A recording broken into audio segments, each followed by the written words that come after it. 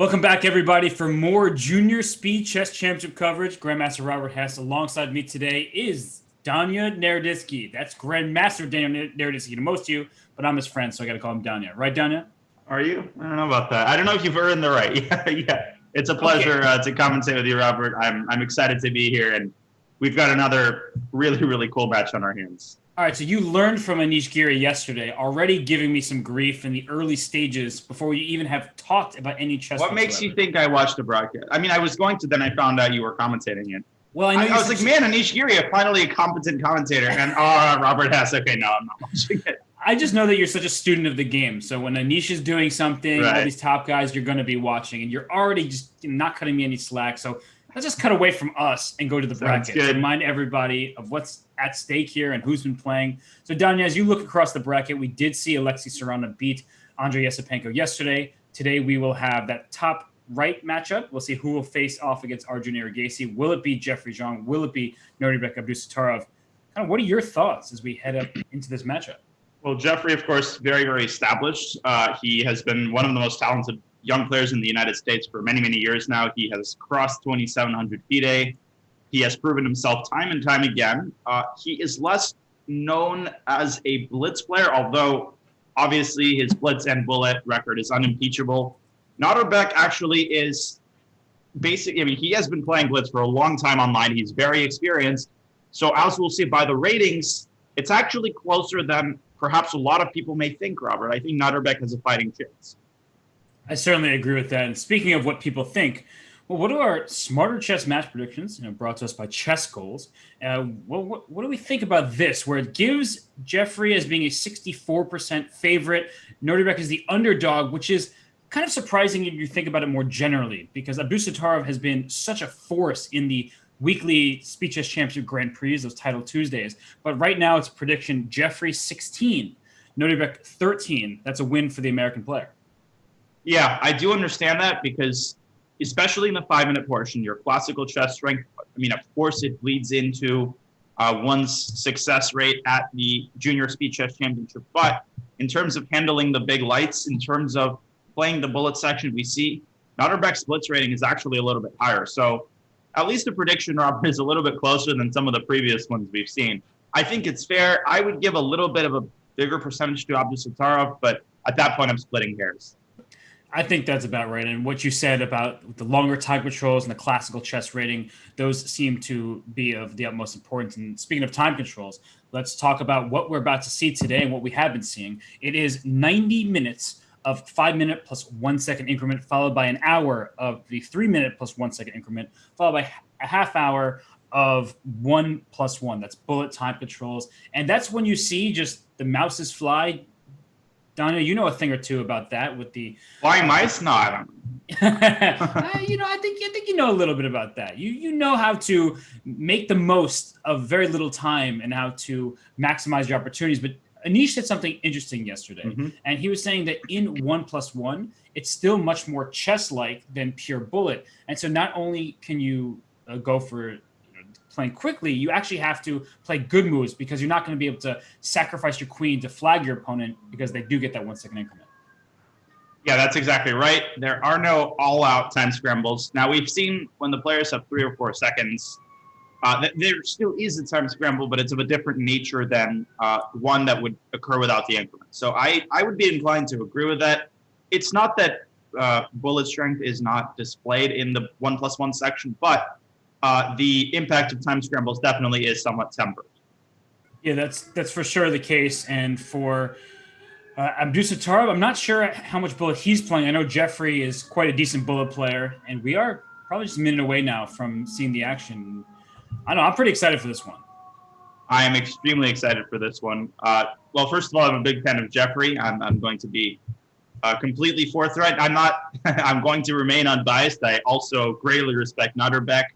And he's also a very exciting young player who has done so well at such a young age.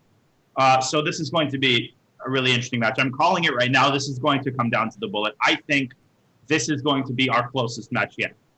Although I say that before every match. I mean, at this point, my words carry no weight. I think your words do carry some weight. People do appreciate your insights, Danya. And what I was going to say is that when I see a matchup like this, I think on paper, most people be like, wait, aren't these like the two top players, the two of the top players? And it's just because everyone is so talented. Like Arjun Erigaisi, his FIDE classical rating is lower than both of these guys. In fact, it's maybe 150 points, if I'm not mistaken, lower than Jeffrey's, something like that. But he's so good online. There's something about these time controls that he excels at. And for Nodirbek Abdusattorov, his FIDE rating is something like 2630. He's really one of the up and coming and really honestly current junior talents, one of these immense talents that the world has seen. And he also is a speed demon. And I really don't know who to favor, despite seeing those matchup predictions brought to us by Chess Goals and Smarter Chess. I feel like this could be anyone's matchup. I completely agree, and it seems that we have liftoff here. Okay, we do. And Jeffrey starts with D4 here, and we are getting the start of a QGD. And Daniel, what do you expect from these players out of the openings? Solid. I mean, I think both of them are going to play solid openings, solid chess, at least to start. That's what I've observed commentating these matches so far. They heat up as they go along, but here we see actually a Cambridge Springs Slav, which has really been around, Robert, for many, many years. It's one of the oldest and most reputable Slav systems, but it can get a little bit passive for black. Right, because white gets this knight out to c4 hitting the queen. I'm just going to take us back a quick second, just really the quickest moment here. And why would you take on f6? Just because your bishop was under attack. People do forget that sometimes. Oh, yeah. You know, you have to watch out. The bishop was under attack. That's why you want to take knight takes c4 without giving up your bishop, but you have to do something about that first. That's one of the appeals of the Cambridge Springs for me personally. I would play it in bullet, and 1 out of 10 games, somebody would forget to take the knight. It certainly has happened many times, as you're saying. And one of the you mentioned the lack of space for black, and I think a big reason for that is you would like to play a move like c5 or e5, but e5 is already off the table. And anytime you try to play c5, you give up this b5 square while opening the c file for the white rook. So it's not so easy to accomplish. It takes an iron constitution to play this line because it becomes so tempting, as you say, to play one of these two moves. And you have to continually prepare it. And you also have to be careful about pressure down that C file. The queen on C7 could be subjected to an X-ray by a rook that lands on C1. That could become unpleasant. It certainly can. And we know, as we just see Jeffrey play G3, that bishop is coming right to G2. It's that Catalan-style bishop. And anytime you play C5, that also opens that bishop up. And look whose bishop is going to be better, that one on C8 or the one on G2. I don't even think we have to answer that question. Let's evaluate. I think it's the one on C8. It's definitely the one on C8. Danya, it's concerning that Nordebek is spending so much time right now because Jeffrey, he's moving at a solid pace, not too fast, but not too slow. And right now, Nordebek on move 10 is deep in thought. What is he considering here? Well, B6, I think he's trying to figure out whether to play B6 or B5 or not neither of them. He goes bishop D7. In my limited knowledge of the Cambridge Springs, I feel like B6, bishop B7 is one system.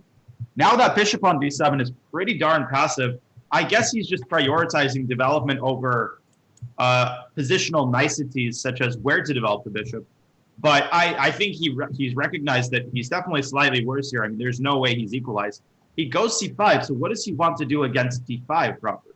Yeah, I was wondering both about D5 and knight E5 as well, because I don't particularly want to have opposite color bishops, but I do stop black's bishop to C6. So D5 is the most pressing variation, I would say, because it's forcing. But I would actually refrain from doing that. I don't know. Something tells me that Jeffrey could just sit on the position with knight to E5 and eliminate bishop C6 as an option. And even if you get that opposite color bishop dynamic, the bishop on G2 is just the strongest piece on the board. Well, he says, he does play D5, but I see what you're saying. No, I mean, I think that ED, like let's say black takes everything on D5, white has to, well, if white recaptures with a queen, there's bishop C6. Very unpleasant. That actually just wins on the spot for black. So you have to take with the bishop. Did Jeffrey see, well, I assume he saw this beforehand, but he's double checking. And that tells me maybe there was a detail here that he missed. Wait a minute. What am I missing? Queen E5 check. Queen E5 check. No, wow. Lovely tactical That is variation. really cool because it's queen takes E5 and now bishop C6. 2 intermezzos. Yes, you throw in the check. So after the pawn takes, then you take here. And now white is just cruising because you're playing against these double and isolated pawns. I think he missed it. Because he stumbled Beautiful into it. idea. So No, but that endgame is terrible. this is horrible for black. Horrible endgame. Look at those pawns. Great knight against bad bishop to start with, and the pawns are double and isolate. So this is just really as bad as it gets. Because Daniel, I'm just going to bring the c6 pawn to b4 for a second. This is still bad for black because white can put that knight on c4 on a light square. The bishop cannot attack it. There are no pawns to attack. But this is probably even worse because you have doubled and isolated pawns, one of which is immediately under threat. Yeah, I mean, what Norbert has to try here is to give away one of his pawns and then try to go into rook endgame. But the ensuing rook endgame is still going to be terrible because you can eliminate one of the pawns and the other one, like the one on c6, is going to be very poorly placed, even if you win the pawn on c5. So, I mean, I don't see the light at the end of the tunnel here. He does give up c6. His idea is knight takes c6, bishop f6. Jeffrey's like, no. I'm going to take this pawn on my terms.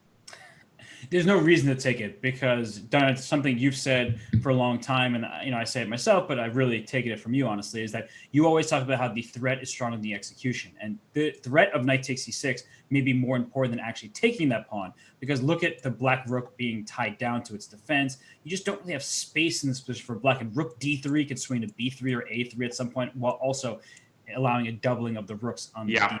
So cannot be a fun position to defend here for especially in blitz, and especially with less than 2 minutes on the clock, as he has burned through a lot of clock here. Are we going to see an early change of opening by Nutterbuck in the next black game?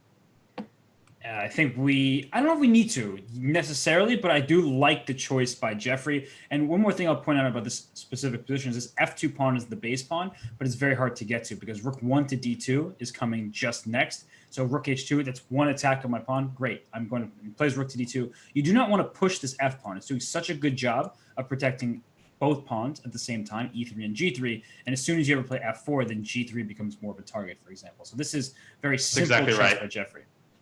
Indeed, and now one pair of rooks is going to be traded inevitably. Now, rook takes d, bishop takes d8. You could give a check on b6 with a knight.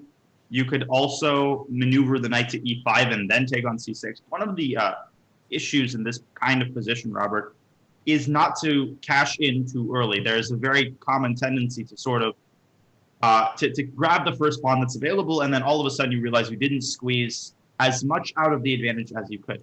I'm just trying to show an example of, like, let's say you took that first pawn to f7 to win the bishop, but you lose the f2 pawn at the end, and this is probably not optimizing your winning chances. Whereas, just to go back, knight c8 check is probably the better way to do this because the a7 pawn and then c6 falls anyway. So choosing your pawns wisely. Exactly. And so Jeffrey taking a long time. This is a critical moment for sure. Yeah, what other than rook takes d8 is he considering? I'm trying to figure the same thing because he can't allow the capture on d3 right now because he'll have to take with his rook. Maybe king c2, just like keep the position the way it is. But actually after king c2, there may be rook to d5 type of ideas. Like, please take me on d5, because if you do, you can't take a second time without losing this f2 pawn with check to boot. Right. And Notterbeck has activated some of his pieces a little bit. I still feel like the hammer is going to come down the moment one of these bricks falls. The whole structure is going to collapse. I'm very skeptical still about Black's realistic chances of saving this game. Well, how do you even defend? You put your bishop on b6? Ugh, right? That's just painful to even look at. And the king is doing it. Yeah, exactly. The way you described that was perfect. Particularly that sound effect. Now, bishop g3, okay. But now c6. But now c6 falls. No, this is still terrible. Yeah, I think Black would need this pawn on g4 to have a real chance, because then there would be tactics related to the f2 square. Here, not so fast. c6 is falling. The knight on d3 excellently placed, defending this pawn on f2.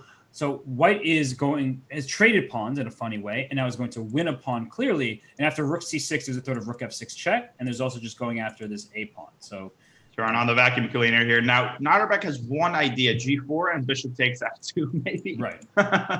But it's like, it's like a very slow-moving vehicle approaching you, and all you need to do is get out of the way. And Jeffrey does. Yeah, Jeffrey does. He also says, where's your bishop going? Because exactly, if we just look, not available, not available, not available, not available, all these squares, so you'd have to go to b8 if you stayed on the diagonal. Instead, it goes to h4, giving up a7 with check. But, Danya, is there some kind of hope somewhere? Yeah, I'm trying to Zero. find it, but I mean, virtually zero. Rook h2, but every time black goes rook h2, you can just sidestep that with, oh, and there's also a mate possibility. King g5, knight f4, there was actually checkmate, inevitably. So look at the precision with which Jeffrey is converting this. He's making sure, can I go b4? He goes a4, he starts pushing the pawns. Here we go. Okay, but see, he's just made sure to look out And for that's G3. exactly, yep. And king g2 even. Well, king g2 is rook d1, so that might be the one thing that... Yeah, but rook d6 there. You're right. And then, but rook d2, okay, and bishop takes f2 there. So I agree with you. No, there is some stuff to watch. And Jeffrey's doing this really an excellent time because he's up so much on the clock. He has an extra minute and almost 15 seconds. And so he doesn't need to rush. He's objectively winning on the board. So why should he just try to blitz Nuremberg out? If they spend all the time in the world, he'll win this game. So that's why he should spend his time at a moment like this.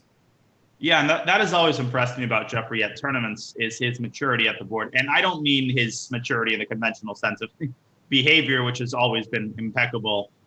Of course, he's just an incredibly good person, always courteous. But also his sort of time management and the fact that he takes a lot of time in winning positions, which is something that, young players struggle with, even the most talented ones. I certainly did, because there's a temptation to start playing fast. But Jeffrey has always been so disciplined in that manner, in that regard. Right, and look what he did. He put his rook on d4 because the bishop was hanging on h4. And now when you do this g3 move, instead of there being a pin, which would have been very frustrating, now we can actually start trading pieces. But okay, I like what Nuremberg is trying here. He wants to take on e3 and activate his king, but now Jeffrey sends it back. Because king h5, there was knight f4. Right, and there's no knight move just yet, but he has these pawns. So the pin can't last forever. You're going to have to do something to stop the pawns. And it feels like he goes rook to d5. That way he can protect his rook at any moment with his knight, and now he can just keep pushing his pawns. Don't stop. Yep, and the b pawn can get involved. There's probably several ways to go about this. Yeah, but knight to... I want to move my knight, but maybe I shouldn't just yet. So yeah, he just pushes. Yeah, he just says, all right. Now this allows rook a2, but that doesn't bring black very much relief after b5. Last-ditch effort by Nuremberg to get his king active, pose some mate threats. But the knight on d3 stands sentinel over all sorts of threats. Now, look at the bishop on e3, though, Robert. It's blockading the pawn. Some work remains to be done. It certainly does. And Jeffrey, he still has 27 seconds left, so he's doing well on the clock. Rook to d7 would be the obvious move, quote unquote, to me, but this bishop is really annoying. It is. Well, rook d7, king g4. You could go, okay, rook d6. King g4, 95 check. Very important. Yep. So, okay, so now rook to d5 hits the f5 pawn. I would think about doing that. What if you, what do you do? 15 seconds. He's getting low on the clock here. And king f3. And there goes king f3. He's posed the mate threat. Okay, so knight d7. Knight d7 is nice. Then king back to f3, Robert. Oh my goodness. And his king might not see rook e6. That's a really good move. Yeah, it is. But still, look at black now attacking the pawns. Bishop d4 probably. And maybe b6. B6 wins. B6 is great. Yep. Wow. We will definitely... his feet. With no time on the clock, Jeffrey has found a way to convert this. Here comes b7 if the king takes the knight, and that is a winning position. Let us get an analysis board as we head into the next game. We'll just analyze this pretty quickly because, Danya, that was really fantastic technique. Right around here, this king gets in for black, and it's starting to look scary, but he brings his rook back and understands that after knight to d7, b6 is so essential because after bishop takes, knight takes, rook takes, this, under other circumstances, could be heading towards a draw, but not now because a7 is leading to a queen. The rook protects the queening square. Yes. Right. That's exactly right. And that's the way that you break a blockade. You give up one of the pawns sometimes. You take the blockading piece and the other one reigns supreme. Sometimes you get attached to all of your past pawns, but really amazing play, very nuanced play by Jeffrey when things got a little bit scary. Again, showing his experience and his ability to remain calm in those high pressure moments. And that game really was decided right after the opening stage. I won't necessarily blame the opening itself, though. I agree with you, Daniel. We may see a change because I don't believe Nuremberg is comfortable in that line based on his time usage. But right after the opening, that queen e5 check, that intermezzo was really smart there by Jeffrey. He weakened Nuremberg's pawn structure and was able to just pile up pressure throughout the game. So heading into this game here, where now Abdusattorov... This is fascinating, Robert. This opening, you need to look at this. I've never seen this before. What is this opening? I'm going to study this really in depth because I've never seen it before. It's very neither. open position, extremely tactical. And, well, we already have had one rook be traded. The one thing I like about white's position is that the rook can slide up via a3 over to the king side or to e3, the open file. The rook on a8 doesn't have that same luxury because the bishop on f1 covers the square, not to mention that there's a pawn sitting in the way. So any kind of rook lift wouldn't make sense for black. But Daniel, how do you evaluate this position and taking into account the fact that Nuremberg has more time than he started with? Right. When I started annotating games for various articles, I was taught a trick. And I did a similar thing in Spanish class. I'll explain what I mean.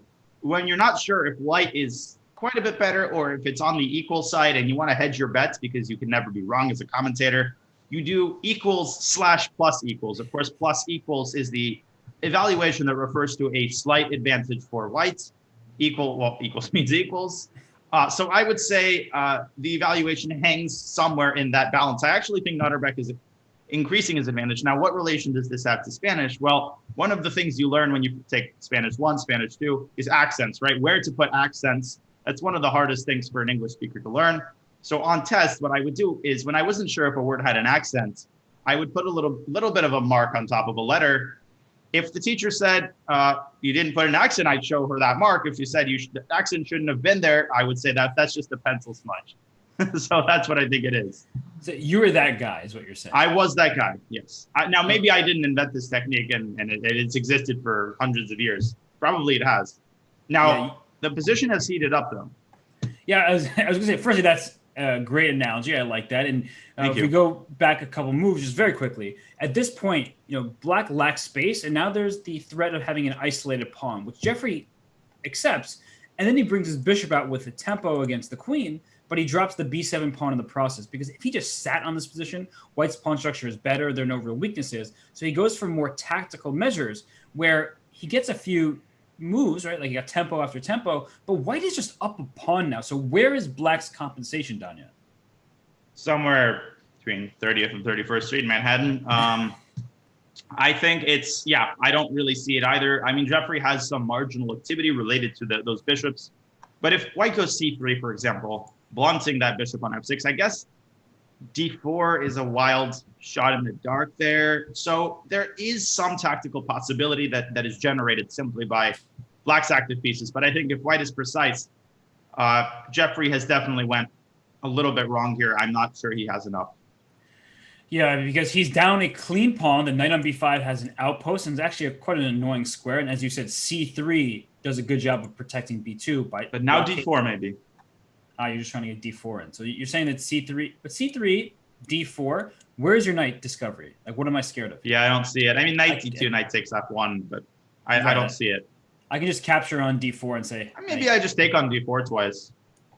Oh, I'm not saying that black isn't having compensation. That's exactly here. what you're saying. I think we got a problem with what you're saying here. Yeah, you get some fighting. Where I play queen to g3, give you my b2 pawn, say that my bishop pair is nice. I agree with you, though, that ultimately it's kind of looking like black has great chances to hold a position like this, but white still is in the driver's seat. Yeah, I mean, those positions are always very hard to play, be it classical or blitz.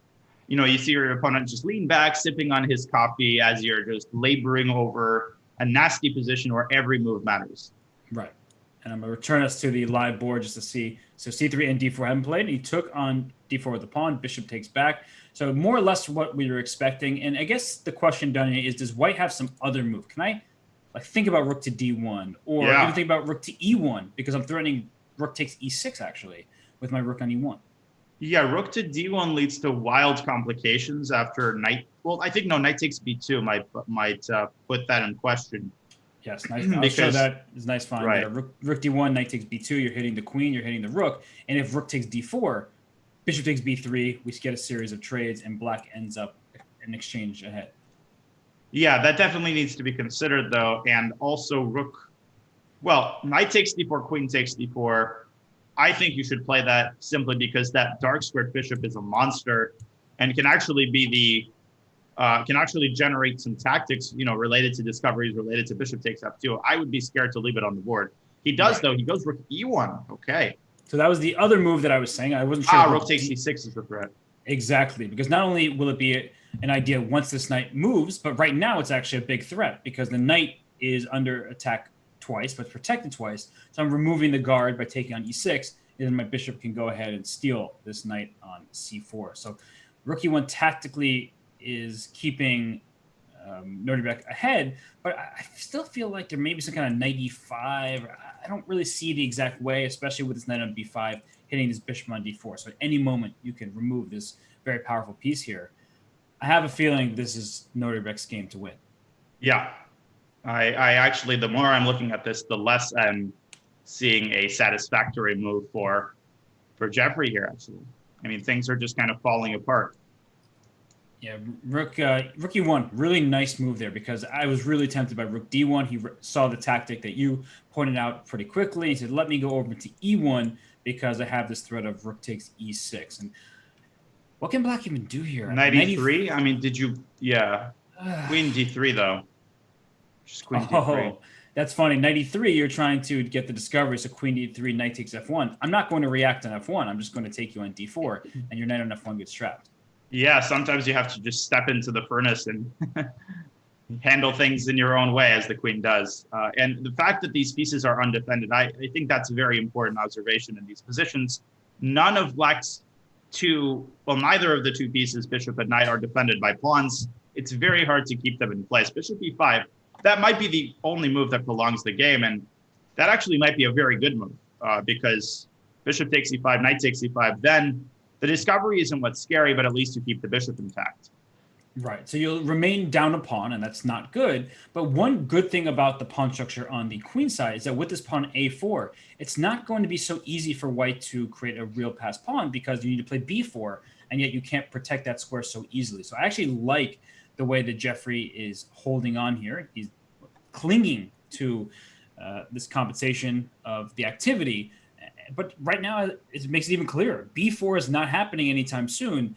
And so how does actually white press for win? Well, b3 was a bad. And first, how does he save the pawn? Because rook b1, of course, there's rook takes b3 with back rank ideas.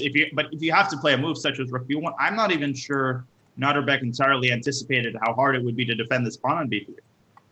How does he defend it? Right? It's just I don't believe he does. Maybe he moves his queen and then plays knight d4 against rook takes b3. That's like, let's say you play queen c5, rook b3, knight d4. Right. That's what I was thinking.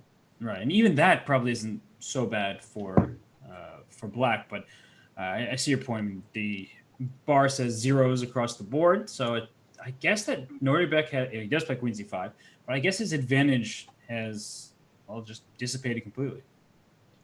Yeah, and Jeffrey is thinking though. So 40 seconds. That's the one concerning thing. He's managed his time incredibly well in the first game, but part of the difficulty of defending these positions, even if you do so, there's a sort of residual initiative that you then have to deal with. Your time starts ticking down, panic starts to set in. I don't know. He's not finding anything satisfactory. He goes h6. I love that move. That is just such a calm move. Very classy move. All right, it's giving the king space, some luft, so that there's no back rank checkmate. And now it's saying, well, what was your idea exactly? You want to go knight to d4, but you cannot do that with my rook still on b4. But h3, I love that move too, Robert. They're sort of playing a cat and mouse game. Now rook takes b3, knight d4, rook b6, I would consider. Jeffrey goes in with queen d2. And queen d2 is not possible, shows very quickly, because if this pawn was on h7, beautiful. There would be queen c8 check, takes, and rook e8 check. That's really cool. But that's what h6 does. It gives the h7 square. So go back to the live position here. Rook e3 was played. Will we see just a trade on b3? But who actually has better chances to win? The knight and the queen can unleash a vicious attack if this knight can get over to f5, right? That's one way. You get your knight on f5, queen on e5, pile up on the g7 pawn. But a big issue is this a4 pawn is also quite weak. Draw, I think it's draw. Now, bishop takes a4, queen c8 check. White does have perpetual in his pocket. I don't think he has anything more. Just because black is too solid and white's king is just too weak to allow white to just go for some sort of adventures. I think he has to force a draw with queen f5. But Danya, if queen e1 check was thrown in, the queen could come back to e8. Yeah, that's a great point. So there's really nothing to even play for. But Jeffrey could have played queen e1 check. That's my point. At what point? So if we go back really quickly, we'll pull up an analysis board. And in the moment where he took on a4, he could have played queen e1 check, and after king to h2, then taken on a4 because his queen can block on e8. That's exactly right. I mean, I guess here knight f5 and white still has reasonable drawing chance, but that's a great catch. I completely agree. This is Okay. Wow. wait, don't compliment Robert Hess. Okay, sorry. Reducing, yeah, don't fire me. Okay, I get it. Well, we'll go right back into the. First of all, different opening by Jeffrey. He played c4 on the first move. So maybe Jeffrey's the one who's going to be changing openings game after game. We sometimes see players just bash their head against the proverbial wall. Same opening every single game. Here, Jeffrey played c4 on the first move, and we just have a different opening because he did not play d4 in this game. Right. We have I believe it's called a Tarish counter gambit, at least, or a Tarish something. What comes after Tarish? In Russian, I think it's called Tarish counter gambit. Or not counter gambit, counter something. I'm decent with names of openings, but there are people who are so much better at that than I am. Like, they know what knight a3 is called, knight h3 is called. I don't know what this opening really is called, but I don't like it for black. I always hate having this pawn on c6. It's like backwards, easy to attack. Can I play bishop e3 with tempo? You cannot play d4. Knight a4. Because knight a4 defense. And then there's this pawn at c6 hanging. Would you play d4? No, this is knight a4. I mean, look at that blockade. Aaron Nimzovich would be happy. Tarish himself would be quite unhappy with the way that his system has been handled. Now, this is a reputable line, just throwing it in there. Young Garry Kasparov was a huge proponent of the Tarish defense. He played this particular system regularly, but here I agree. I think things have gone quite a bit wrong, positionally speaking, for black. Well, you said young Garry, but what happened with more veteran, experienced Garry? Why did he go away from the Tarrasch? Well, I think King's Indian took over. I don't think he ever truly went away from it. I think he played it here and there for a long time. But, eventually these openings, chess theory has become more precise, so everybody knows everything, and I think white can reliably get a small edge because of this kind of positional blockade. Now, e4 is also an idea in these positions, and he plays it. Because when you see some captures on e4, the position opens up, and what does it open up for? This bishop on g2, because that's staring at c6. But also, let me just show you, if we trade everything on e4, that bishop is staring in both directions, and thank you for a pawn. Jeez, that is nasty. That is, I mean, I don't know how to respond to this. Bishop e6, try to give up a pawn, kind of like what Jeffrey did in the last game, and at least get some air for your pieces. Right, because you may get an isolated pawn, but at the very least, you are not losing a pawn and not activating all the pieces. I like that move. I would leave it right after bishop e6. We just played. I'd play like rook. Do I go rook a or f to d1? I talked about this a lot with Anish yesterday, because do I want my rook on c1? Probably, but I could also see a future where I want my rook on e1. So which one would you choose, rook f or rook a to d1? I would play rook f to d1 so that the other one, sometimes when you decide, that's one of the hardest things to decide, right, which rook to put on a square. And sometimes I work backwards and think first about the other rook. Where could it go in the event that you put one of the rooks on a desirable square? Rook f d1, rook a c1 seems interesting, but from the perspective of playing on the king side, I could see why you would place the a rook on d1. I have a bias toward king side play in general, so I'd probably have to go to rook a d1. I changed my mind. So rook a1 and just go for the. That makes sense too. And it's not that I'm going to go f4, but just keep the other one there in case. But that a2 pawn might hang. I don't know. Right, that's actually what I was about to get at. I was like, there's some lines where the a2 pawn needs defense, and after rook f d1 or rook a to d1, either way, you can take on f6, take on d5, and just steal a pawn in the center, and your a2 pawn could be hanging in some variations with rook a to d1. So you and I, we have the same mindset. We're just trying to figure it out. And instead, rook f to e1 was played, and I mentioned that as a possibility, and now rook a to d1. So he's playing in the central files here. Right. And why the evaluation bar has a slight edge for white is look at the pieces. The bishop on d4 is better than the bishop on e7. And now the pawn structure is such where it... Well, okay, wait, that was... I didn't like that decision because we talked about this earlier. H7... But what if h6? What if h6? What exactly is Jeffrey going to do? Is he going to go a3? Because that a2 pawn is saying, and that's actually a bigger deal than I think it might look like. But I think a3 is a simple response because h6 may save the pawn for now, but I play a3, which leaves c6 vulnerable, and the somehow I staring. Felt like maybe black has some way, like c5. I mean, is it really that bad? But I guess you're right. I guess it is. Yeah, it is quite nasty, definitely. But there's a high probability in these positions, is what I'm saying, for trade. When the center is open like this, you have to be careful that black just doesn't trade all pieces over the d file. Although I guess even with the rooks gone, that weak pawn structure would dictate a serious advantage for white. Yeah, it's long term, right? So even if you don't win the pawn right away, there's still going to be this pressure because a pawn's best friend is another pawn. You always want to have a pawn like on h6, protected by a pawn on g7. And he plays h6, and I think Jeffrey will play a3 because b3 is less good. And the reason why is a2 is now defended by a queen, but not a pawn. So after b3, c5 would be my response, and that way we can show that really quickly on the analysis board here that after b3, c5, bishop c5, and yes, there will be some pins, but just ignore that for the moment, that once we trade here, the a2 pawn falls, whereas if there was a pawn on a3 and b2, it would be protected by another pawn. So he's gone c5. Now bishop takes c5 is, I think, probably, I wouldn't say out of the question. I guess rook c8 is one idea. Black could also consider bishop b3 and actually take the game into an opposite colored bishop position, which lends the position drawers tendencies despite the lack of a pawn. So I don't think Jeffrey will take on c5. He may, but bishop c3 seems more prudent, and that's what he does. Yeah, I just want to highlight that position where white is a pawn ahead, as you were saying, and it's opposite colored bishops. Very hard to win these type of positions, especially because with opposite colored bishops, you look for potential attacking squares, and f2 and f7 are both targets for the opposite bishops. Not easy to create a clean pass pawn. So instead, he was bishop to c3, keeping the long-term advantage, right, of this bad pawn structure.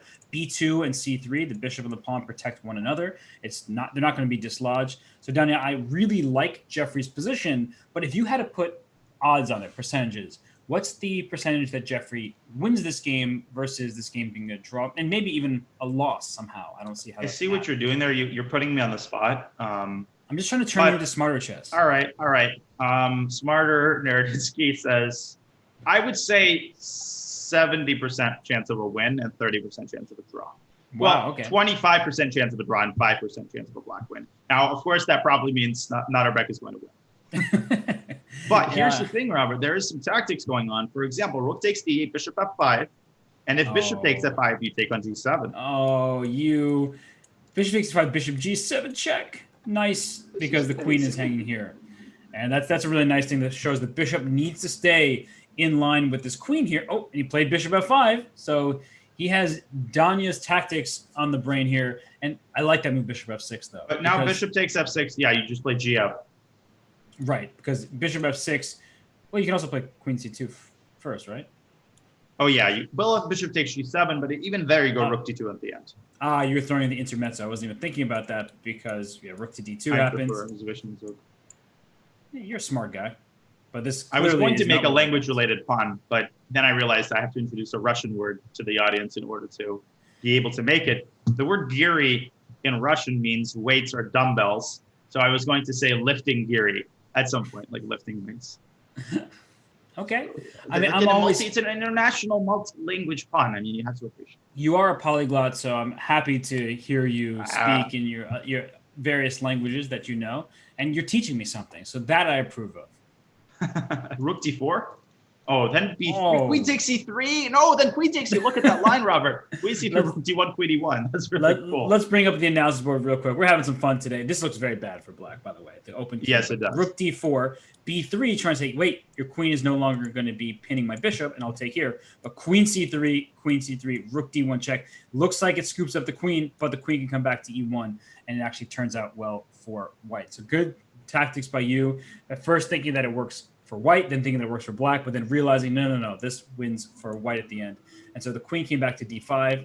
But this, Dania, this king on h8. Look at those pawns. Weesh. This queen is trying to come in and just attack both. The c5 pawn is still weak. The e6 pawn requires the queen's defense.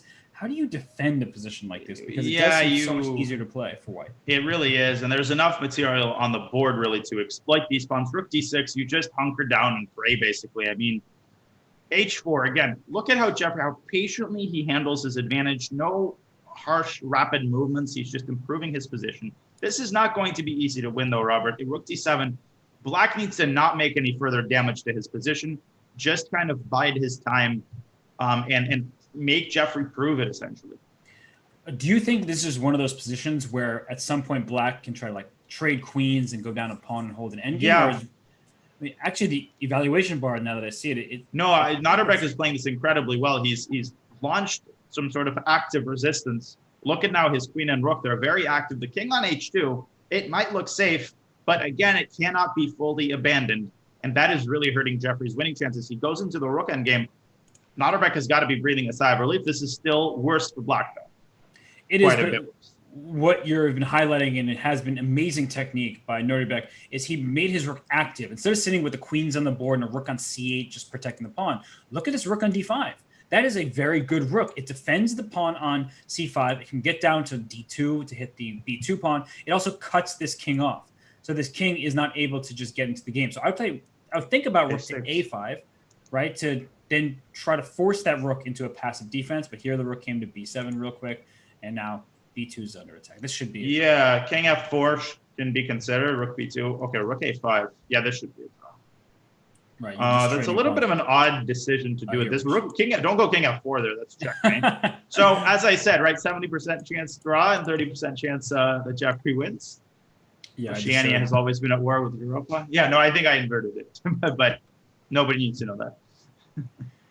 They agree on a draw. They understand that this is just an easy hold for both sides. So that was great defense by Nordberg. And that is the type of game that I think should give him confidence, because he is down 1 point in the match thus far.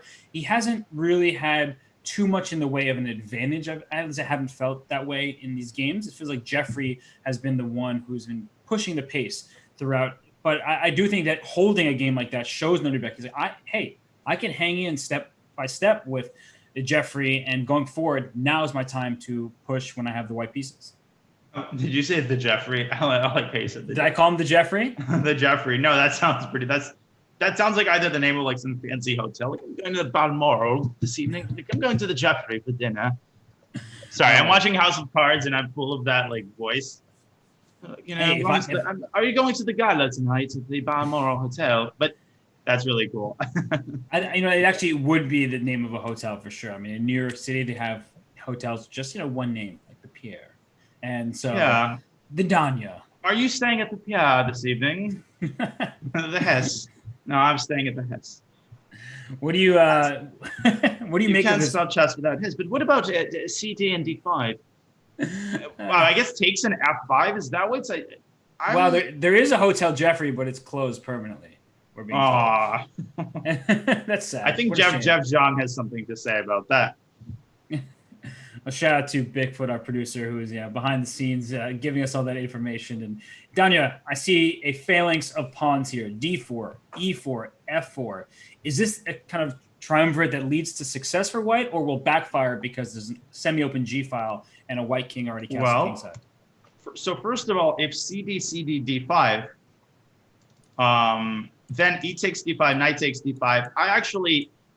I think I've wrapped my head around what Notterbeck is trying to do. He's either trying to play F5 in that position or Knight C3.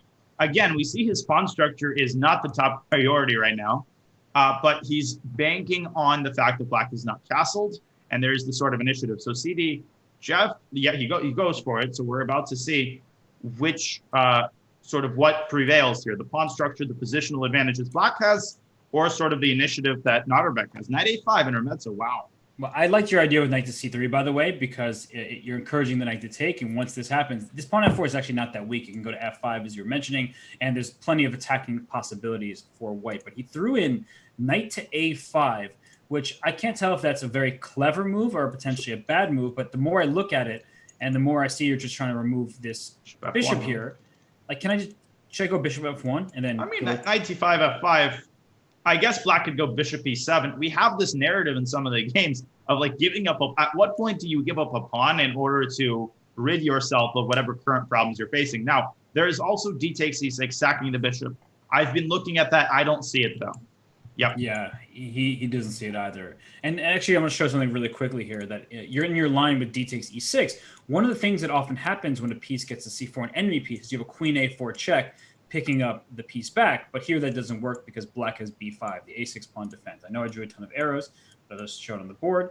And if you take on f7 double check, once the king takes back, what next? This queen can go to d5 to defend, the rook can come to c8 to defend, all sorts of different defenses for this knight on c4, which is kind of the piece that's gone too far, but black is up a piece and the king is not in that much danger. So back to the game, f5 played, but Danya, I am looking at the evaluation bar at the corner of my eye. You know, I hate it, but it's there, and so I sometimes have to Right. look at it. It feels like it's one of those positions where black may give up a pawn and just say, I don't care about the pawn, I care about king safety. Because with Totally. bishop d6, queen h4 on the agenda, that could be a very swift attack. Yeah, I think actually Jeffrey has to decide between bishop d6, bishop e7, or bishop b4, which does forsake somewhat the priority of attacking white's king, but it prioritizes castling as quickly as possible, and he does it. I like that because later, once you've castled and solved the problem of your king, you could redirect your attention and then attack white's king. So I like bishop b4. It's a very practical move. I think he's going to castle now. You know, they're not my pieces, so I've started to think in terms of the Danish gambit. So you know the Danish, other people may not. I'm going to go back just a few moves here just to show some analysis that I was thinking in my head. What about like knight c3, knight takes, pawn takes, bishop c3? It looks like I'm just giving you material, but in the style of like the Danish, can I get like a bishop a3 and prevent you from castling and take on e6, just like try to crush you that way? Is that possible? Am I getting too wild in our commentary? No, I like that particular type of idea. It exists in the Italian also. Also, I see the evaluation bars as plus 0.83 for my variation. So yes, let's go. Coming up with some good ideas. Can't spell e-ball bar without hands. Well, we have a much quieter looking position in the actual game. You know those most interesting man in the world commercials? Sorry to interrupt. Yes, I do. I have a new one. He is the most interesting man in the world. The eval bar listens to what he has to say. Stockfish was developed based on his view of the game. Okay, that's nice. Man, my favorite one is he speaks French in Russian. Yeah, that's such a good one. He speaks French. You think about it, you're like, what? The thing is about those commercials is they can get a bit old, but the concept behind it was pretty brilliant. But it has like a Chuck Norris vibe, right? Like you once had an awkward moment just to see how it feels. Yeah. It's the lore is there, but that idea with the sacrifice that I was showing before, it has both a Danish gambit vibe, also the Vienna, right? When you have these like, you give up your pawn on e4, but also potentially give up on c3, but just for the quick attack. I don't know. I'm a fan of those kind of just fighting fierce games rather than now we're getting more of a struggle in the center of the board. So, Danya, I'm sure you're a little disappointed. Yeah, and I don't know why you're constantly redirecting the conversation back to chess. I mean, are we really here to commentate a game? I thought we were talking about the most interesting men, but no, I think black is in tremendous shape here. And there's a psychological effect that I've noticed when you are attacking and your opponent manages to castle, even if the position objectively is not that bad, you get that disappointment. Oh, I didn't deliver checkmate. And that can really impact the play. Yeah, for sure. And the d5 pawn, the d4 pawn, both of them are going to be under constant pressure. Knight e7, rook e5, knight g6. Sorry, I keep interrupting you. Just wanted to indicate that line, but he doesn't do it. I mean, it's probably not a great move because like queen c7, but I like rook e5 to protect. Knight g6 saying, hey, that pawn's pinned. Your queen's under attack. Your rook's under attack. Thank you for an exchange. Nice little find there, Danya. You just, you're funny with like that. You just have these great tactical vision, and it likely won't happen, but you're constantly spotting them. So I always say that it's important to do that because you never know when that situation will arise. Right. Tactical awareness. You want to keep making observations, even as you say, if some of it is going to be insignificant in the grand scheme of things based on the way the game continues. Now he goes g6. So Jeffrey does exploit the fact that the queen on f4 is undefended. Is he trying to take on f5? Maybe, because then that g5 opens. I don't know. And can I play queen h6, rook h3, or am I not in time? I'm going to pin your pawn back and try to go checkmate you, but perhaps I'm not in time to do so. Perhaps. You could also you could also slide your queen back to g7 if you're worried about getting checkmated. So it's not like he does play queen h6. Now, queen takes f5. I don't know if you just pointed this out. Rook h3, g5. Right. So but I don't believe that for a second. No, it defends, but it feels very risky. And actually, look at this tactic. Bishop takes d5. You can't take with the rook. And bishop e4. Because your rook on f8's hanging. You can't take with the queen because queen h7 is checkmate. That is, well, we're having some fun tactical times. Yeah, wow. Now, knight takes d4, another bold move. This one, I think, actually works. Rook h3, of course, he's preparing queen to g7. And this could very easily fizzle out for white, as you pointed out. I'm not seeing anything straight off the top of my head. And Wait, apparently wait, wait. neither is Nutterbeck. But Danya, you said Queen G7, right? So Black has stolen a pawn, so that looks good for Black. But after Rook H3, Queen to G7, what if I just trade everything here and then get my Rook to E7 at the end? Like, don't I have an active Rook? You do. So you're saying, okay, so he's taken FG first. And that's kind of what you're saying. So if FG, you'll have Rook E7 at the end. Well, Black is probably not worse. I mean, but, oh, maybe he is, because Rook F7, there's Rook takes H7. So, oh, wow. Yeah, actually, this Rook E7 is landing with somehow it's not so easy. I think you have to do it, because if you take the queen first and then play FG, then Rook E7 comes with even greater effect. I think King F6 has to be played. So he can just get away with this? So, I mean, the B7, H7, both hanging here, but you're saying that this is just okay? To my eyes, this looks I don't know good for white. I don't know who is better here, because that passed D pawn. I mean, pass pawns in general, when you're in time pressure, they're very hard to deal with. Particularly if that knight just parks itself on F5, and then you just close your eyes and start pushing the pawn. I don't know. I think it's really anybody's game. He goes B5, so he does try to conserve as many pawns as possible. Rook D7, though, I was going to say. E2 net F4. He's right. Just on F4. It's Look beautiful at the man go. And how about Rook? So I was going to say, it's fine, Don. You can continue pushing your pawn, because it doesn't look like it's defended, but through the Rook, it's protected, right? Oh, he takes, and he's going to keep. Oh, there's checkmate. Ooh, mate. King E1, Rook C2. All of a sudden, Jeffrey's pieces overtake White's. Yeah, Jeffrey is in good shape right now in this match. It feels like his form is there.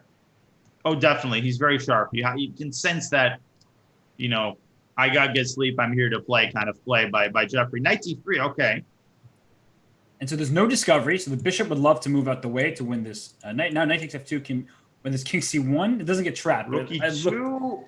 It looked like it was close to getting trapped over there. And then there's Rook D6 check, and you can take on A6. Or maybe H4 preparing Rook F7 when White wins. You're a mean man. Yeah, no. Again, it's of course it's just a cheap trap. Nice. But wait a second. That's a very accurate move by Nuremberg. Nasty move. Because he could have taken on A6 right away. He decides, let me put pressure on this G6 Rook pawn. E6, and he continues to Rook takes G6 and Rook A6. Rook now A6. White's the one pressing, but it is a draw after Rook H2. Yeah, draw. Knight A4. Don't play King B3. Do not play King B3, and don't play King to B1. You had to go King C1. Only move, actually. I think Black has practical chances here, but no, he's going to force it. There's just nothing. Right. There's nothing. Otherwise, White would take that knight off the board, so that's why he agreed to a draw. So 3 draws, but not due to lack of fighting. I mean, fascinating games. They're just that close. I mean, this has really been a fight, but still, Jeffrey, he never was really in trouble in that game. It looked like Nuremberg was trying to get him into these chaotic waters and hope that Jeffrey wouldn't be able to find all of the variations that he needed to, but he did. And so he did. Honestly, Jeffrey, even for a little bit there, looked like he was going to be pressing that one. So far, Nuremberg hasn't found an opportunity to start putting Jeffrey on his back foot, trying to increase like a slight advantage, make it a nagging one. On the other side of things, Jeffrey did that in the very first game of the match, and so we'll try to do so again. Right. But well, I do think. Decision? Right. I mean, I think that the shorter the time control, that favors Nutterbeck slightly. It's not like it's Jeffrey can't play 3-minute chess, but it resembles a little bit closer online blitz. So I think that Nutterbeck's goal here, he's fine actually with the draw. He's fine with a 1-point margin because I think he feels a little bit more confident going into the 3-minute portion, the 1-minute portion. So that's sort of his strategy. That doesn't mean he's not trying to win, but he's okay playing solid chess. And here we see an interesting line of the Caro-Kann. And it seems like there could be some tactics, but this may turn positional with after an E takes D5. But you have to watch out because this knight is pinned. So there could be ways to exploit that and try to win this D5 pawn. Like A4 is always a move you consider to try to play A5. Right. And I've seen somewhere a discussion by Russian Grandmaster Ivan Sokolov of this particular structure, where you have basically pawns on D4 and D5, and someone's eyes could just glaze over. You could say, symmetry. But the reality is this is very unpleasant for Black. The side that has the most immediate activity, I think, has got serious pressure going, is what he was saying. So Black needs to be very, very careful here to preserve the balance. I do like H6, though. The activity is also very clear because white is attacking the pawn that's isolated. Black is spending time defending it with the knight. So white is pressurizing the square. Black is just trying to hold it down. And actually, now we have a sort of French-like dynamic in a way, Right. where we have this e6 d5 structure, which doesn't look great, and especially because it's pawns on h6, because the pawn h7 defends g6. Now that could be a target, these light squares, where only white has a light square bishop. Imagine this bishop on f3 going to d3, and all of a sudden there could be some danger here. Or if this knight moves away from f6, the bishop coming to g4 to put pressure on e6. So this pawn on h6 was better on h7, but maybe best on f7, keeping everything nice and protected. So Danya, now that I've said all that, we have a sort of French-like dynamic. How does white press forward here? Because black does seem to be holding everything together for the time being. Yeah, I would probably orient myself toward the e-pawn, perhaps put a rook on e1, maybe drop the bishop back from e3, but try to sort of build up the latent pressure on black's position. And just wanted to point out, notice that, Jeffrey does absolve black of the necessity to defend d5, but now he's created these other weaknesses. So Naderbek here goes queen d7. He does overprotect his e6 pawn. I agree that black is holding things together, but white can poke and prod. Bishop might come to d3, rook can come to e1. I like white's position here, but if Naderbek remains careful, these types of positions, Robert, sometimes they can turn around if white sort of loses control of the game, because black has a lot of activity too, potentially. And look at this knight b5 move, trying to exploit the fact that rook just went from a8 to c8, and a7 is in fact hanging. And a6, there's knight a7, Knight a7. right? That's so cool. Hitting the rook and saying your knight is no longer defended and your rook can't protect because the knight attacks that square. So that actually is a great move. And Daniel, one thing I was going to say was the queen on d7 not only protected e6, but it protected b7, because this knight on b6 isn't really doing anything. It would much prefer to be on d6 and actually on f5. So I think bringing a knight to f5 somehow, like, that's the idea you want to have happen, but you're not in time. a7 is a hanging pawn right now, and actually, is there even a way to defend it? Right, and if a7 falls, it's not the sort of pawn you can sort of brush away like a mosquito on your jacket. Like, it just, the whole position threatens to topple if a7 is captured, particularly if the rook hangs after that. So as we see by the amount of time Naderbek has been thinking, the more I look at this position, or maybe knight c4 has to be played, but still knight takes a7, and it's very hard for black then to hold that knight on c4. Incredible recognition by Jeffrey to realize that he can actually just go after that pawn. And it is kind of frustrating in a sense for Naderbek, because when you look at chess games, when you, as a coach, when you teach people, as a student, when you try to learn, where did you go wrong? In this game, you can clearly pinpoint the moment. The position was already a bit uncomfortable for black, but rook a to c8, not recognizing that actually the a7 pawn could be one that's overly vulnerable. That's the moment you're like, oh my gosh, I wish I had been more attentive to that pawn. So this happens in blitz all the time. It happens in classical chess too, but you just take your brain away from something for a quick second. You focus on the more central squares, down goes a7, and with it, down go your chances to really fight in this game, because black is now going to be fighting for a draw, but not for an advantage. Yeah, very well said. And this reminds me of a quote by Aaron Nimzovich, a 20th century player from Denmark, and one of sort of the founders of modern positional thinking, who said something to the effect of, the strongest masters are able to celebrate small victories in the position, whether that's winning a single pawn or weakening a single square. That to them is already a very big deal. And here, it might not seem, again, like a big deal to some people. What is a pawn?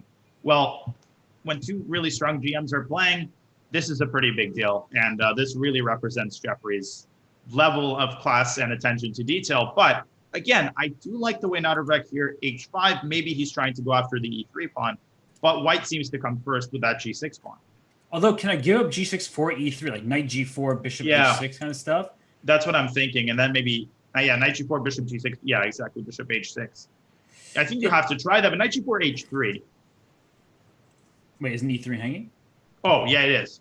I thought I already thought the queen was defending. No, you're all good. I was just like, wait, what am I missing now? But you want to play h3 to kick the knight back first, but e3 is directly hanging. And it is. So there are tactics here, because bishop takes g6, bishop h6. Can I just then protect the pawn? So like if we just analyze a little bit here. Bishop Okay. takes g6. Bishop h6. Like, can I go rook f to e? I don't like giving This up the looks f so file. scary, Queen G. I mean, there's so much stuff here going on. Yeah. You could actually even probably line up some kind of queen e7, queen Yep, h4. that's exactly what I was thinking. Yeah, I don't like this. This is too scary for me. You just gave up control of the f file. You're taking done all it. these pawns. I think Jeffrey, something, I mean, I didn't even see exactly where, but it feels like this is looking very concerning. I mean, maybe you play h3, bishop e3, king h1. I don't know, knight f2. That still looks pretty bad. And Danya, the evaluation bar, I don't know if you noticed it, it went up to like 1 point something, and then it came back down to zeros. Because Wow, looking at the material, it's looking at the material. Black is up, black is down 2 pawns. But now queen g7, it did go back up. So maybe queen g7 was an inaccuracy, and bishop. But it's there's and bishop g4. He wants to take on g2. Amazing. Yes, and at least he's got a draw in his pocket. Right, because after takes, king takes, queen g4. Actually, it just says it's just completely winning because king h1 or king f2 runs into mate right away with rook f8. King h1 check here, and then I move my king away. King h8, just slow, but as they say in Russian, quiet but deadly. Yes. Just Russian. I mean, does white even have a defense now? Rook takes g2. Is that a threat? It definitely is a threat. That is literally just a mate threat. Does white have a defense against it? I don't. Is probably? It? Oh my gosh! Is it bishop g4, rook g2, king h1? Yeah, exactly. I think it is. So let's look at that a little bit because this is getting crazy, right? It's just bishop, king h1, just throwing your king in the corner because after queen g4, there's rook g1, and actually white wins in the spot. He's done it. Now, what does black do? Rook takes g4, rook g1 again. All of a sudden, the table's turning. It is black's king who is caught in the crossfire. Oh, rook takes g4, rook g1. And then rook f8 takes rook g1. Maybe rook f1. Maybe you have perpetual there. What? You are just... I don't know. Sorry, I didn't mean to rattle that off so quickly. Rook f1. And if takes, check, and this pawn's hanging, there's also a bunch of checks. I think he's going to do it. Oh my gosh, you're a wizard, Danya. But the evaluation bar is very heavily in white's favor. So that means so no, that's definitely wrong like most of the things I proposed. But rook, he's gone king h8. He sidestepped the pin. Now knight f7 check. Who's getting mated here? Knight f7, king h7, and then there's queen c2 check. So the queen can rook g6. Rook f1. Oh, there's also no. There's queen g2. Oh, the queen's in c2. I'm like struggling to even keep up with. No, there's so much going on here. I mean, is there anything other than knight f7? I think he's got to go for it. Queen c2. Okay, here we go. Rook g6. Wait, knight e5. Oh, it's over. My Everything is defended, and look at Jeffrey with an iron fist. And look at Nordebek just shaking his head while the light falls on him. Oh, he is what a defense mounted by Nordebek, and Jeffrey thinking on his feet, king h1. Wow, this is impressive stuff. That is, I mean, look at that knight. You can see the eyes widen. Is there really no checks here? That's a noble steed. That knight, okay, so I'll explain what we just did wrong, is we saw the knight was doing a good job, so we tried to bring another piece into the defense. And that's a good idea, right? When you look at a game of chess, you want to bring more pieces towards the action. So rook to f1, and we'll just go back very quickly to that last game, very, very quickly. We're bringing another piece into the defense. It looks like a good move. It is a good move. Objectively, the position is still great for white, but we just didn't look at all of the things. It's only f3 that's under attack. The knight comes to e5, hits the queen, hits the rook, saves f3 all at once, and that's just a winning tactic for Jeffrey. So he moves on to a 2-game lead. The score obviously in favor of Jeffrey, but Nordebek gets the white pieces. Danya, this opening, we keep getting different lines, which I'm happy to see. What do you make of this opening choice? So queen takes d4. These types of anti-Sicilians have become increasingly popular in various forms, as people have realized that the knight Orff has withstood the test of time among other Sicilians. So here we have the check over Sicilian. I think queen takes d4. Jeffrey has responded in a somewhat unconventional manner, a6. Or no, wait, I'm confusing this with something. I think a6 is normal. Bishop d7 also. Bishop d7 I think is the main move. There's just so many of these slight, variations on a theme that I'm basically confused. Now, here we see an interesting kind of Sveshnikov-like position. White's going to go after that d6 pawn. He's going to put a bishop on a3, rook on d1. Black probably is going to orient himself toward counterplay on the king side related to f5 to knight f4. we'll see which side prevails. Yeah, I've been drawing all these arrows. I actually used to play this queen takes d4 line as white growing up, and people would be like, "Oh, that's not real. Who puts their queen there? You're supposed to take with a knight on d4." And it is very funny when you're younger and people say it's wrong, whereas it's just a different variation. So Right. you have to know the nuances of every single variation. And one very important thing that I think you were just mentioning, Don, is that this f5 concept, when to push it or when to refrain from doing so, because it is a way to open up this bishop on c8, which doesn't currently have maybe the most useful diagonal or multiple diagonals to work with, and just opens the position up. But sometimes that could be a huge strategic blunder where you open the position in unfavorable terms. So the question has been answered. He's doing it. And I think he chooses a good moment because that knight on c3 lends support to the pawn on e4. That knight is now on a4, so perhaps he says this is as good of a time as any. Now, notice that bishop takes d6 does not work, I believe, due to f takes c4, although that line is not over. Queen takes c4, bishop d6, queen takes c6, forks the queen and the rook, but that definitely, I would be very skeptical of that. He goes rook a1. Yeah, I guess there was something there. I don't know what it was, but you're right. That actually would be something to look more into. And rook a to d1, but okay, black's heavily favored at this point. Takes on e4 and d5. Oh gosh, there's a bishop hanging out here. I guess that's not over either, right? Like at first I'm like, okay, it's over. You're winning a piece. CD bishop f5. I'll get the bishop out while I'm at it. I agree though. What white has chances there, but I don't know if he's seen it.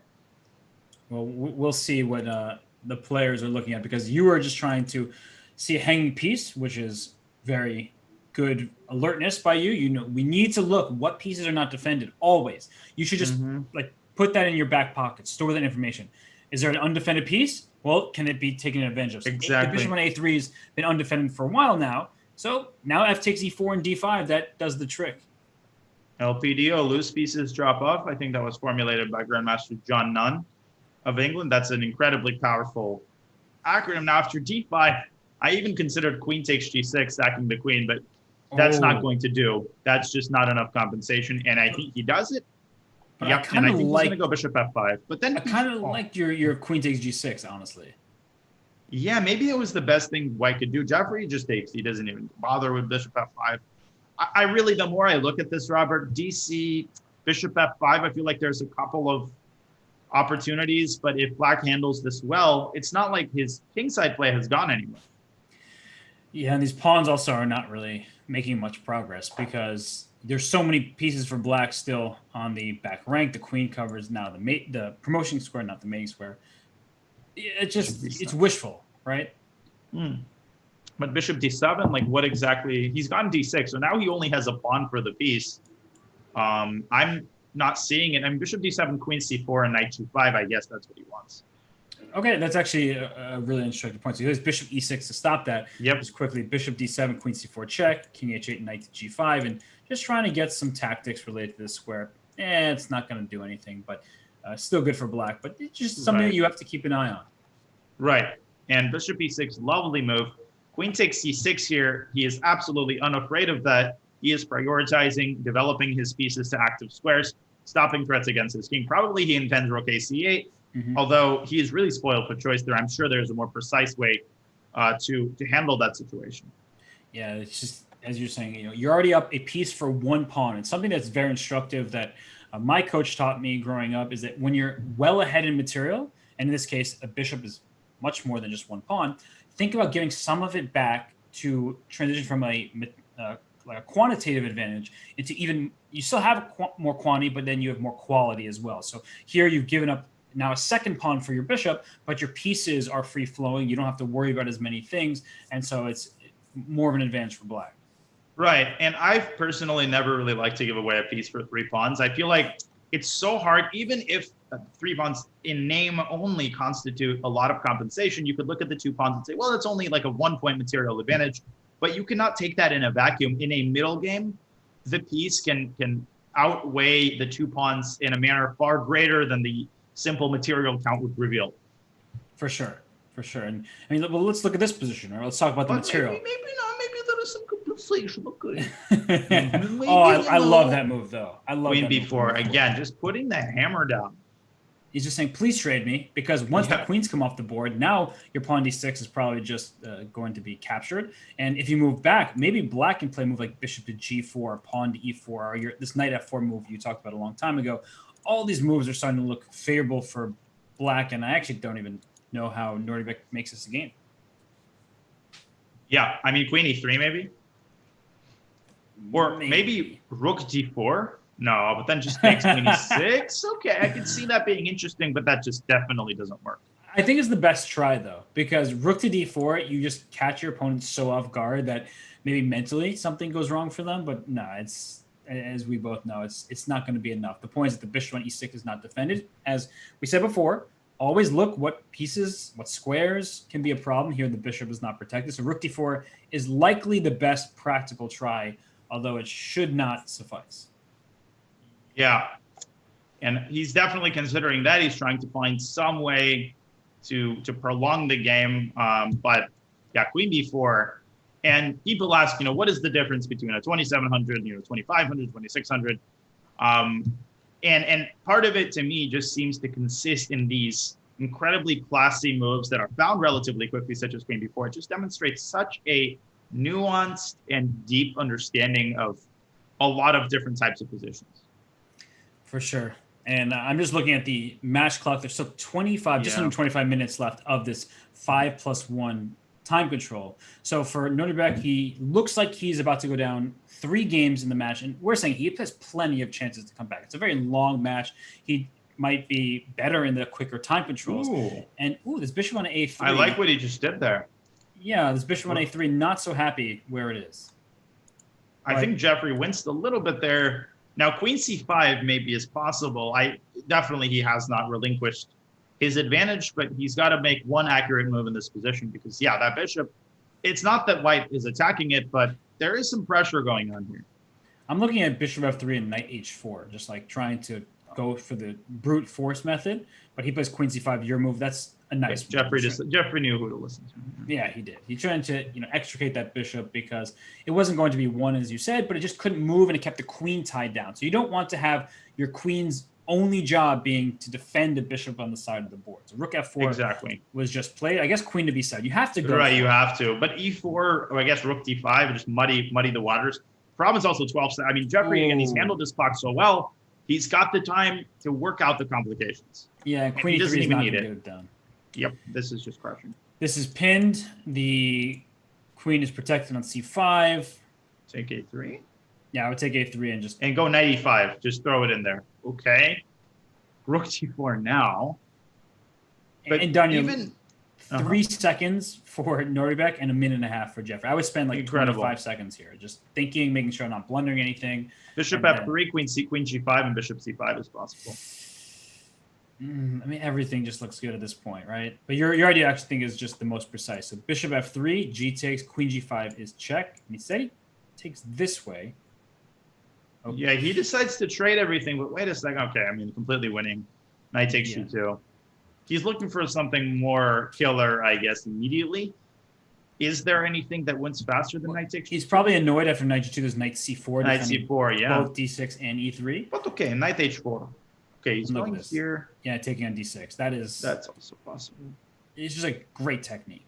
Because the pawn on d6 is the scariest pawn. Not that you're actually frightened by it, but that's the one that could become a queen. Now you're up a piece for just one pawn without your opponent having a passer.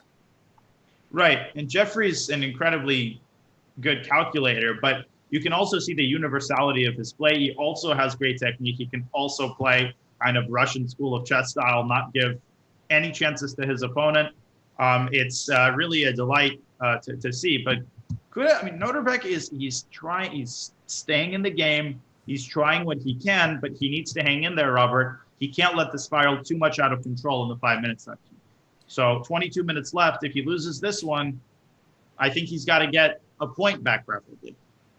Yeah, and actually for a brief moment, the eval bar dipped from -4, where it's been at for a while. It's like -2. So there was probably a little opportunity there for Nordbeck to get back in the game, but with no time on his clock, and the position still was going to be bad. Hard to blame him. It looks like his king's going to get checkmated very soon. Some kind of like rook f2, bishop e2, bishop f3, and just the classic endgame attack. people don't realize how often, you could basically checkmate with no pieces left. I mean, that's more than enough. And bishop e4 is indeed checkmate. Mm-hmm. And that does it. Beautiful technique, Robert, by Jeffrey in that game. And he's up 4.5, 1.5. This is starting to get a little bit concerning for Nutterbeck, although the games have been very close. By and large, the games have been close, but Jeffrey has demonstrated superior calculation and time management in the critical moments. Yeah, and I think if we're being honest, we both weren't the biggest fan of White's opening in that game. That kind of queen takes d4 line, it's shaky. It doesn't give you the same promise as an open Sicilian, a traditional open Sicilian does, and it gives Black the bishop pair very early, with the promise of opening the position in the future, which is good for bishops. Now, what I will say is Nuremberg did blunder a bishop, but I would not chalk that loss up to just that blunder. I really think that the opening was a bad choice in that game, as compared to some other games where I would say the opening wasn't at fault, but some people would say, he got a bad position in the opening. So it's interesting how we react differently to the other games. Yeah, no, that's exactly right. And Jeffrey has trotted out numerous variations, again, somewhat on the theme of c4 ready. And each time I think he's succeeded in gets the kind of position that he wants, which is sort of full of life. I don't even think he's necessarily looking for a big advantage. He's looking for a rich position that's got a lot of positional ideas. I like the way Nutterbeck is handling this. He's not rushing to take the pawn on t5. Maybe he doesn't want to allow the trade of bishops, although generally that's not really the end of the world for Black. It isn't, but he at least was able to get a good diagonal for the bishop. And if White plays d4, which is, of course, a common idea, then knight takes d5 makes much more sense because the d4 pawn is pinned to the bishop on b2, and that way he doesn't have to trade the bishops, at least not on terms that he's not starting with. So he's the one who gets to force that action. So now Jeffrey needs to figure this out because knight c3, there's knight takes d5 again. And I think that's what we're going to see here. Oh, right. Knight b to d7. Holding out on taking the pawn. Yeah, what do you make of this? Like the pawn is not going anywhere. It's going to be captured. There's too many attackers on it. Well, it is going somewhere. It's going to d6, and it's going to try to make Black pay for his procrastination. Okay. I like this move. I really like this move. Now, maybe Nutterbeck will play e6 and say, I don't want to ruin my pawn structure. But then that pawn could get concerning. Yeah, I think he's going to play queen takes d6. It feels like a position where without the queens, there's some loose squares on White's queen side that maybe you can take advantage of, especially if you move your rook to c8. For now, there's nothing going on, but if the queen is no longer on d1, that rook can get to c2, for instance. So I think that trading queens makes sense here, but we'll see what Nuremberg comes up with, because I think psychologically, trading queens when you're down 3 points doesn't feel so great, but that's just me, perhaps. No, you're right. You're starting to think of playing for a win every game. You get that uneasy feeling, like things begin to spiral out of control. But I agree. Queen takes d6 and makes the significance of that weakness a little bit less. I would say it makes it a little bit less consequential. As you say, I personally lost a lot of games like that. He doesn't wait, but now takes him bishop a3. I guess he just comes back to c5. It's just hilarious to me how long he didn't take that pawn. And now he just decides to sacrifice it. I actually don't mind it, like objectively. No, I like it. I like it a lot. I'm going to be subjective, and I try not to be when I'm commentating. I think that this is a bad choice because it does indicate he's in a results-oriented mindset. He is thinking, I am trying to play for a win rather than just trying to play for the best moves. Okay, but I do kind of, I guess, see, the problem is White can put something on d4. If White didn't have that d4 stronghold, I would be all for this. I like the spirit. I actually think he's got compensation here. But if Jeffrey handles this carefully, this could also get away from Black. I can totally see that happening as well. But I'm going to put it out there. I do like this for Black. I think he's got enough. I do as well. Like I said, objectively, I think it's a good choice. But then I'm getting into like the psychology, and I don't know exactly what Abdusattorov is thinking, but I do feel like he's doing things just to maximize his winning chances, which also likely increases his losing chances as well. So that is true. Maybe that's honestly the best match strategy. The kind of variance is what he needs to catch up. And so this bishop is a monster on b7. I think a rook is coming to d8 and another rook eventually can come to c8, but I wouldn't want to trade pieces just yet. So rook f to d8 played and bishop d4 quick response and knight to d5. Okay, so bishop g7, These are 93. Wait a minute, 93. Yeah, that's what I was also looking for. But 93 bishop f6 maybe. All right, let's bring up an analysis board so we can dive deep into this. So knight takes e3, bishop f6. So the whole point is after fe, queen e3, down goes d2 with tempo. E2 is under attack. G7 is still hanging. That's a problem for white. And if you play bishop f6 to try to distract the queen, then I can just take it. And after fe, I think I can play queen c3. Yes, queen c3 because your knight is still pinned. Your e3 that's a great point. Check. I guess it fizzles out maybe with, well, rook c1, queen takes e3. Oh, and then rook c2. That's bad. Queen c3 is a really nice move. Calculating one step further, it looks like white has gotten away scot-free, but that knight is just so weak. Yeah, it's just pinned there. None of that happened, as usual. Everything remains behind the scenes because bishop f3 was Jeffrey's choice, and probably a very wise one indeed, trying to just take the air out of everything. Now, you could take on d4 and go knight c3, but again, Robert, I can totally see what you're saying. I think Naderbek is rejecting these drawing continuations in favor of keeping tension, which could backfire as he is down a pawn. Yeah, I just wondered how the taking on c3 would have been bad because the bishop would have attacked both the knight and the rook. So you're doing queen e1, saying, go ahead, try to win this pawn on d4 because after bishop d4, e takes d4, now our queens are in a stare down. And if our queens get traded, then our bishops are in this stare down. And the problem is whenever this bishop takes an f3, the knight replaces it and protects the d4 square. So it's several moves down the line. It's actually not easy to visualize right now because it does look like a free pawn, but ultimately this bishop on b7 will be left hanging in those kind of variations. And once you take on f3, we trade, the knight protects this d4 square, which seems like it's under attack. Yeah, it's like, it looks like black is more active, but this is one of the most frustrating feelings out there. You're sitting there, you're thinking, okay, I've got so many options here. Then you go through them one by one. It turns out that you're not even picking up the pawn that you sacrificed, much less making anything serious happen. And here we see Naderbek dipping into his clock. He's now a minute down. This is a big moment. If he makes the draw here, holds the game, he's in pretty decent shape. If he loses another one, 4-point lead, that starts to get really concerning. And he played queen of d7. I saw the eval bar shoot up a little bit here. Still in the type of position where black has pretty good chances to hold. It's an isolated pawn. You can blockade it. But what I'm more concerned about, Danya, is this king on g8. You say, what do you mean you're concerned about? There are no pieces over there.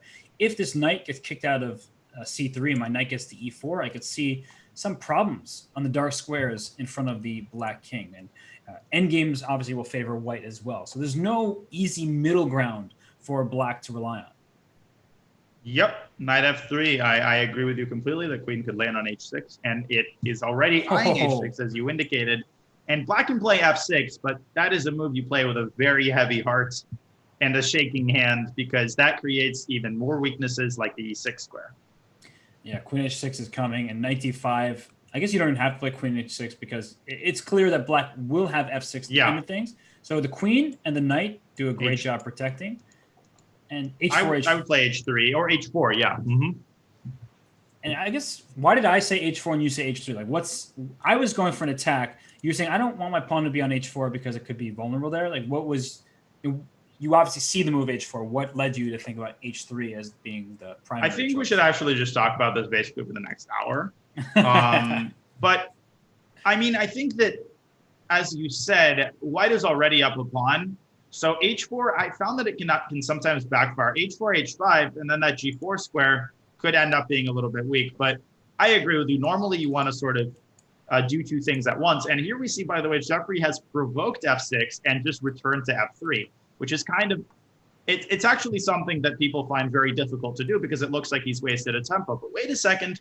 I like the way Naderbek is handling this. He's creating a stronghold for his knight on f4. He is. I was thinking g5 would be a good option at some point, but it has the same drawback, right? You were saying how h4 could be a bit risky. G5 can also be risky. The difference being that black is down the pawn already, so you don't want to just sit and do nothing. He's trying to defend actively, but that bar, I don't know if you just saw it, that went up real high.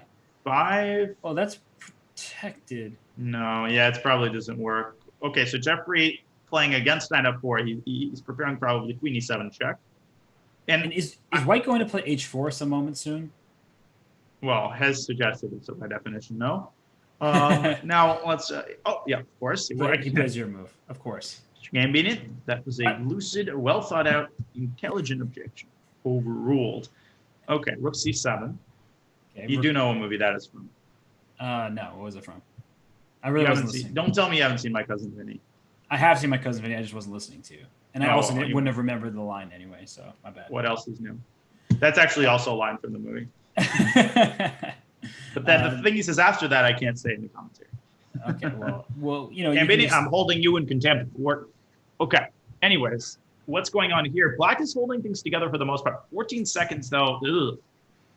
Yeah, this king is not looking good. If I can get this rook on the last rank and try to deliver a checkmate, but h4 played.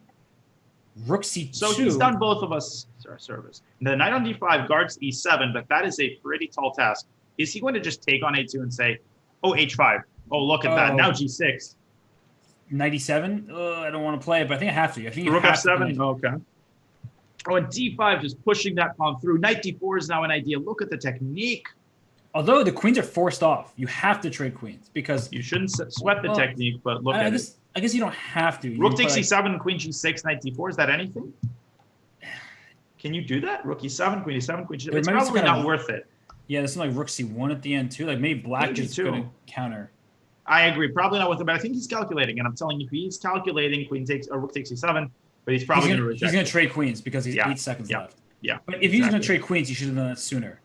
Exactly, but now king h7 is black fine. White is still definitely better, but 2 seconds for Abdusattorov. But rook takes f6 and rook h6. Why did he do that? This is bad. This is bad because we're taking all the pawns. Now he does have a passer. Careful, don't repeat it thrice. a5. Okay, this is not that easy. Look at the king on h7. It's actually well protected by the rook on d7. Now a5. And this could actually turn in black's favor. Okay, here's the pawn. a4. Push that thing. Don't stop. Blockade it. Rook b7, rook a5. Yeah, that's annoying. You get the rook over there. But there's still a chance to hold, but knight endgames are really tricky. They are. And again, Jeffrey, I like the way he's handling because he's going to push his own pawns very shortly. g4. Yeah, g4. And rook g7 is king up to g3, pawn f4. All your pawns just push themselves. He's got to make a move. 0.6 seconds, and he's going to get checkmated. Rook c3. Is it though? It is on knight rook g6. Wow. Rook g6 is the new mate. I was going if he didn't have any pieces, it would be stalemate. If he didn't have a rook on the knight on the board.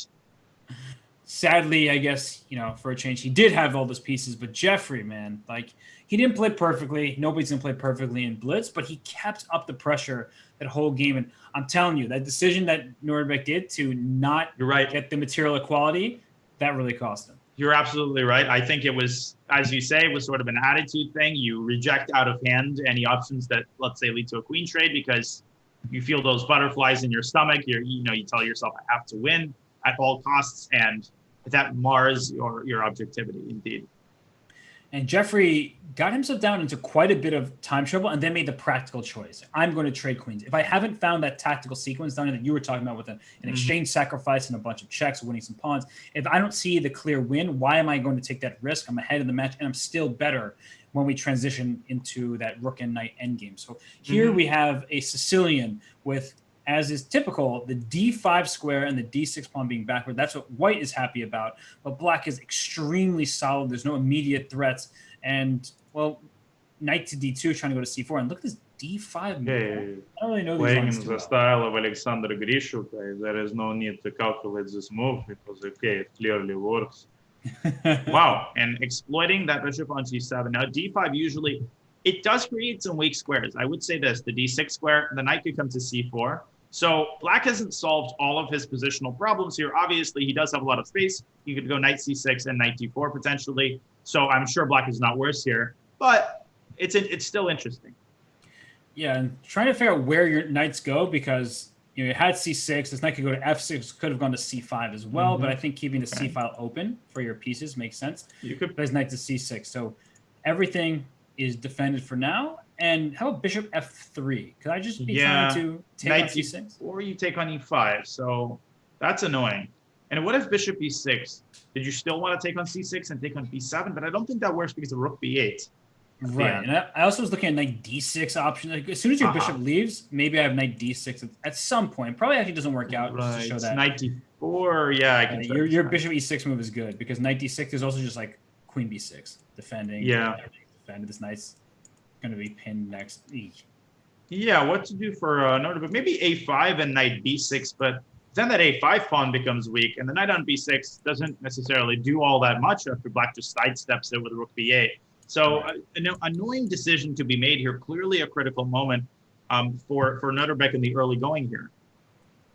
Yes. And, well, he's spending time as he has done in previous games. Jeffrey's been ahead on the clock, I would say, for the majority of the match. And already he's like, where do I get my advantage? We have an evaluation, but it just says zeros. I don't believe that this is just a dead equal position. Yeah, maybe it's that dynamic equality. I was thinking bishop d3, bishop e6, still knight d6. But again, it sets a cheap trap, and you could go queen b6 there. I actually am liking black the more I look at this position, and I think Naderbek is reaching the same conclusion. Yes, he's plays bishop f3, and that's a move that he could have played in 2 seconds rather than in the time that he spent. But here we see bishop e6. Yeah, he spent a minute and a half on bishop f3. And Jeffrey instantly playing bishop e6. He had, of course, calculated this on white's turn. So what even to do? Bishop c6. So he goes for this line. He's probably going to sack an exchange, but I didn't see enough compensation there when I was looking at it. Wait a minute. Bishop e7. Then you take the queen and you go rook fd1. Oh, my lands. But Jeffrey's probably seen it. He takes and goes h6, and then he recaptures the pawn on b2. Right, because this protects the bishop on b7 because there's a back rank checkmate threat. Yeah. So wait, there's more. Order within 5 minutes, and you're going to get for free.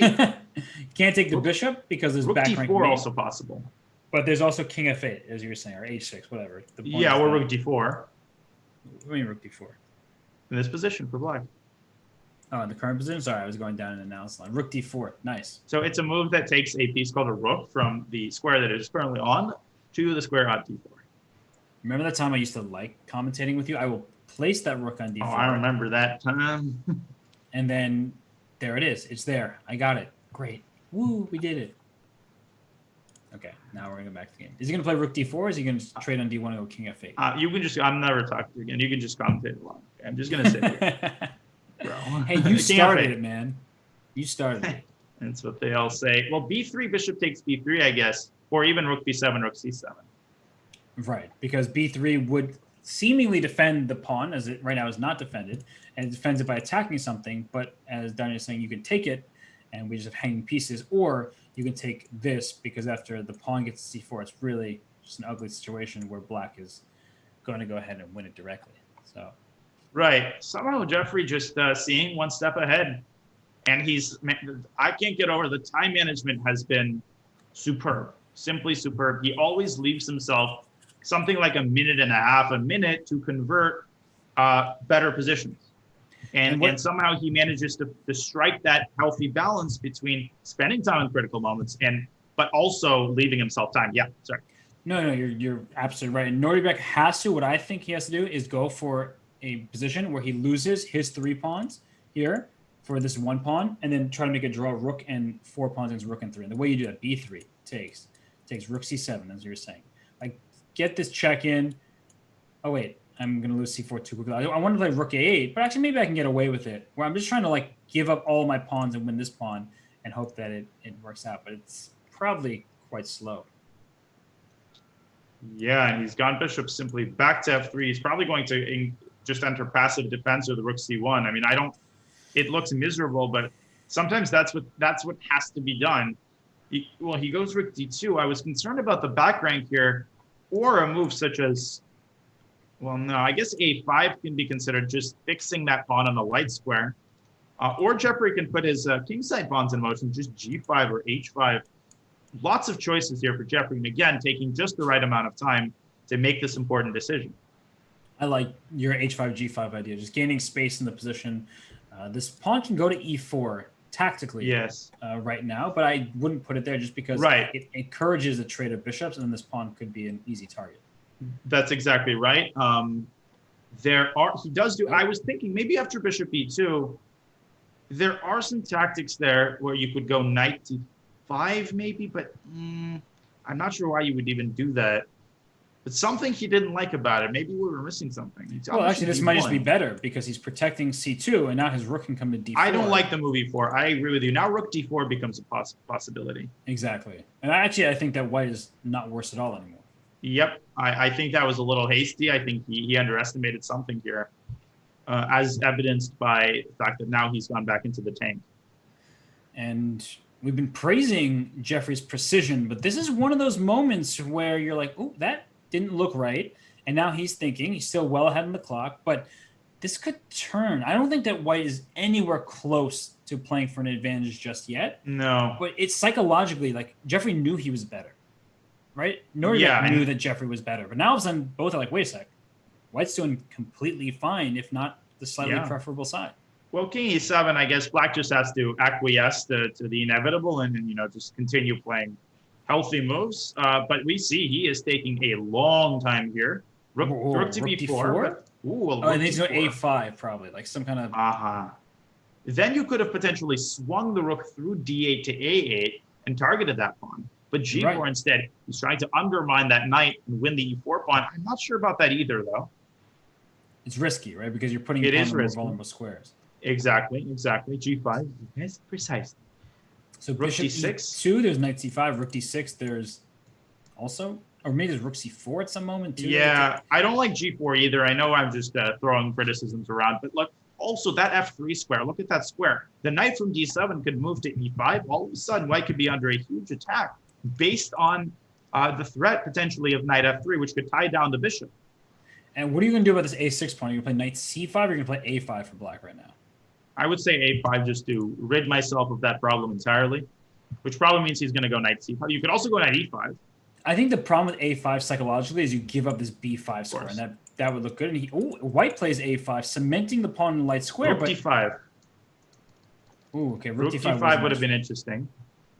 Is it? Oh, don't take on a6. Don't take on a6. It's like rook b1, right? And like knight c7 is nice. Or immediately knight c7, right? Knight c7 is just good. Has he not thought this through? I mean, is this just winning? Knight f4. Wait. Rook b5. Rook b5. Robert, what was wrong with or rook d1? What was wrong with knight c7? Didn't it just win a piece? It did, but he was going forward and not backwards. And knight c7 just says, oops. I think Jeffrey has just realized it. I think he just saw knight c7. He thought this was mating. Anything is good here. I mean, knight c7 is not a threat. Rook e5 check, king d6, rook f5. I actually am not sure that black is winning this game, but obviously black is the side to be preferred. Yeah, that is true. Let's go to the live board. Rook f5 was played because the bishop can retreat to f1. There is no back rank checkmate. Monka S, though. 18.4 seconds left for Nordebek, 40 and counting down for Jeffrey. Who's better? I like white's position. That outside pass pawn, that seems to be scary business. I agree. And the pass pawns just change the evaluation so completely because they're so fast. A6. Oh, immediately. Rook a1, he has to get behind it, but now rook b5 can be considered. He's going after the pawns. Mm-hmm. This could, anywhere there is a knight, you have to be extremely careful, though. And Jeffrey going after white's pawns. King g3, though? Oh, but knight takes c2. And that's the idea. Now, then rook b6 go for that rook, or rook b8. Right, and then when you're trying to get a queen. Okay, he does it. I think rook b6, he throws in that check. That's good to make the king further away. So if king c5, then you have rook to b8, and the point is that the bishop is immune from capture because the pawn promotes. Rook b7? Oh, you guys check here? Yeah, that didn't do anything, did it? Rook now b8. what? You got to move the bishop. Oh, you have rook b8. Where do you move it? You move it here. Because he loses a6. But rook b2. Rook a3 check. Oh, you missed it. Look at that. This is so frustrating. 91 and knight f3. Look at the knight, and now he's taking some bullets here. This is going to be now black who is pushing for the win. And with 5 seconds, Robert, this is going to be very hard to defend and very frustrating. So demoralizing, as you're saying. Just go rook back to e2. He just needs to be defensive. He should be able to hold this, but the knight is just too strong. Go to f4 at some point. Anytime you can miss a fork in any position. But rook g. Okay, so king d6, I like that. King c5. The rook on g5 does a great job. Jeffrey's going to set his h-pawn in motion eventually, and he does that as quickly as possible. And what trades do you want to avoid for white? Is a rook trade good or bad? I was thinking it's actually not bad. Yep, nice. He does it. Nice. I'm not sure it's safe because FG, and the king comes to g5. But Jeffrey trying to avoid it. He's attacking the bishop. That's the only way to do it. King F5. King F5 though, activating his king. G6. Oh. King G6 I thought was good. I guess G7 is still under attack, so he didn't mind leaving the king a little less active, and we probably should see a draw. Oh, yeah. Prudent choice by Jeffrey, keeping the 4-point advantage, but sigh of relief at the end for Noterbeck, who is still, however, down 4 points as the 5-minute section concludes. Wow, Danya, that was a really exciting finish there. Topsy-turvy battle where both sides had chances. Jeffrey, though, has been the stronger of the two thus far. However, as we get to the quicker time controls, we'll see if Noterbeck has a chance. We're going to take a quick break. When we return, it will be the 3-minute plus 1 second time increment portion of this Junior Speeches Championship match brought to you by Chess.com and ChessKid.com.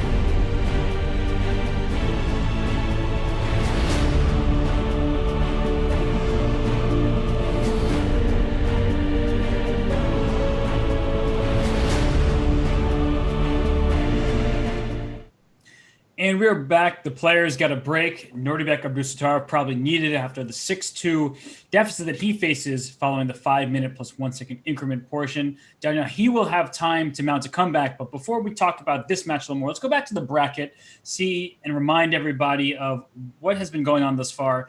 Any surprises from your point of view, or has every match gone the way you expected? Not really. Really, every match has gone the way I expected. We have some mouth-watering matchups coming up, though. Sam Sevian, Nihal Ser, and Haik Martirosyan. They're so fun to watch, Robert. Some of these matches, Maksudli Martirosyan, both of them are such beasts.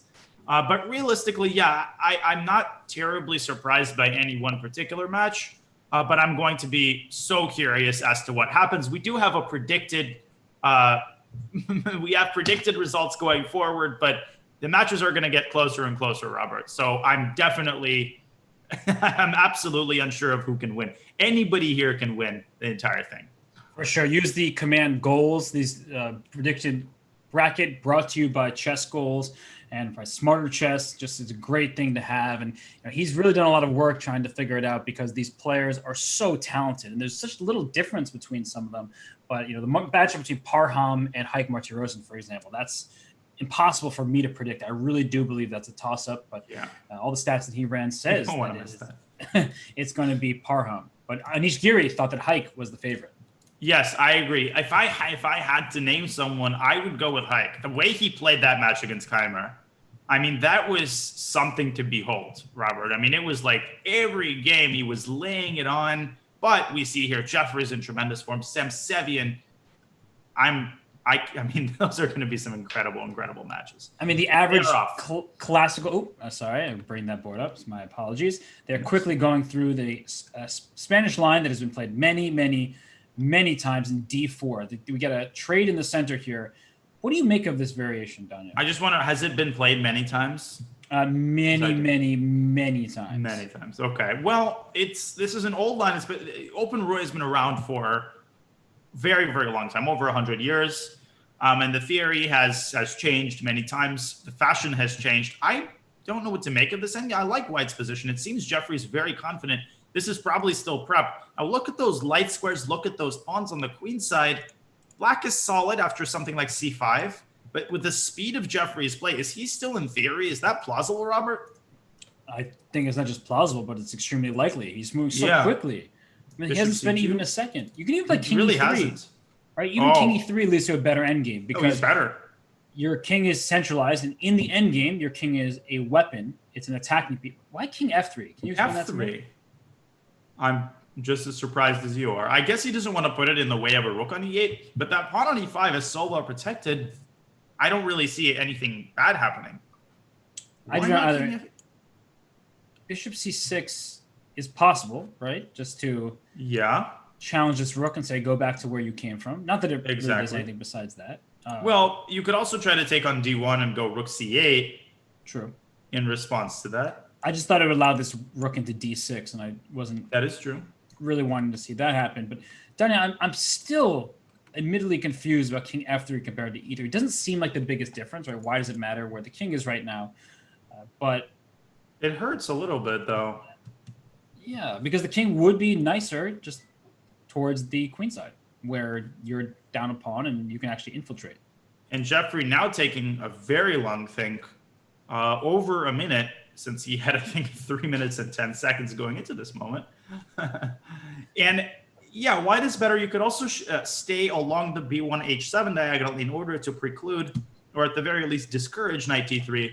But does that do anything active? I'm not sure.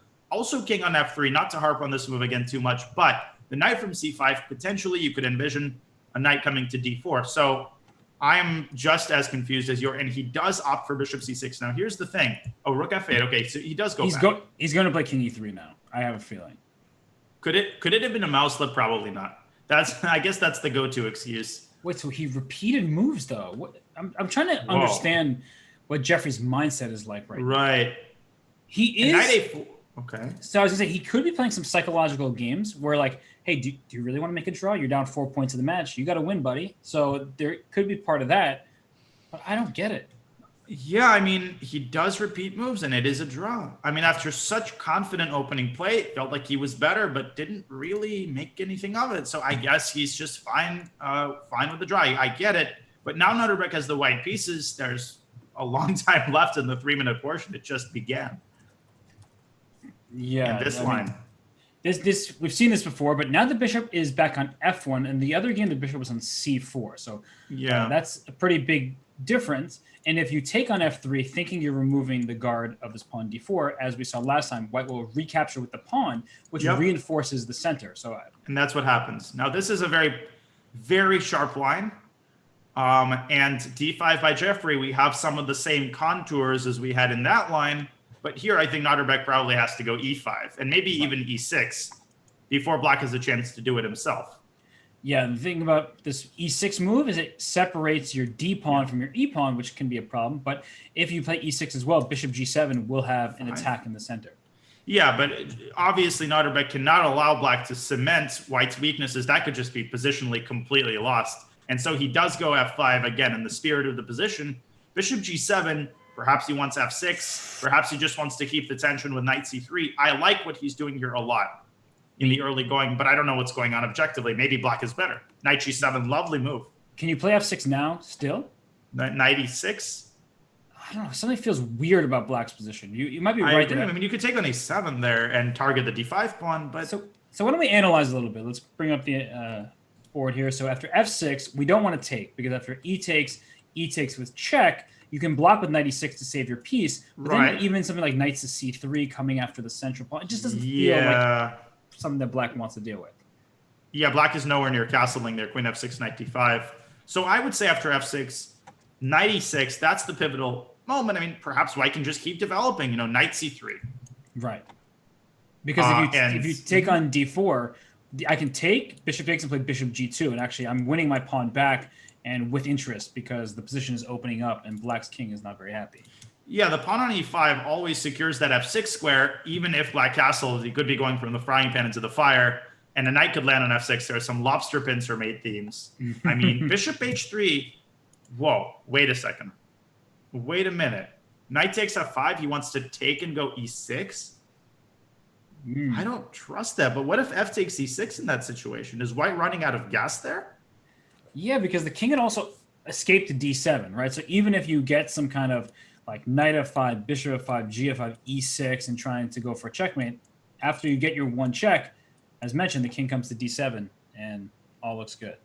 I'm trying to figure out the zen of White's idea, as Yasser says, but I think Jeffrey is as well. I mean, GF is also possible. I really don't like bishop. I mean, I know it's easy to, again, quite literally a Monday morning quarterback. I said that actually last Monday, but I'm going to make that joke again because it's so good. You get, because it's like literally Monday. So it's actually has that application. Is today literally Monday? Right on, man. Yeah, queen d6 chosen by Jeffrey. So he's basically saying, I'm going to castle long. You take that f7 pawn, knock yourself out.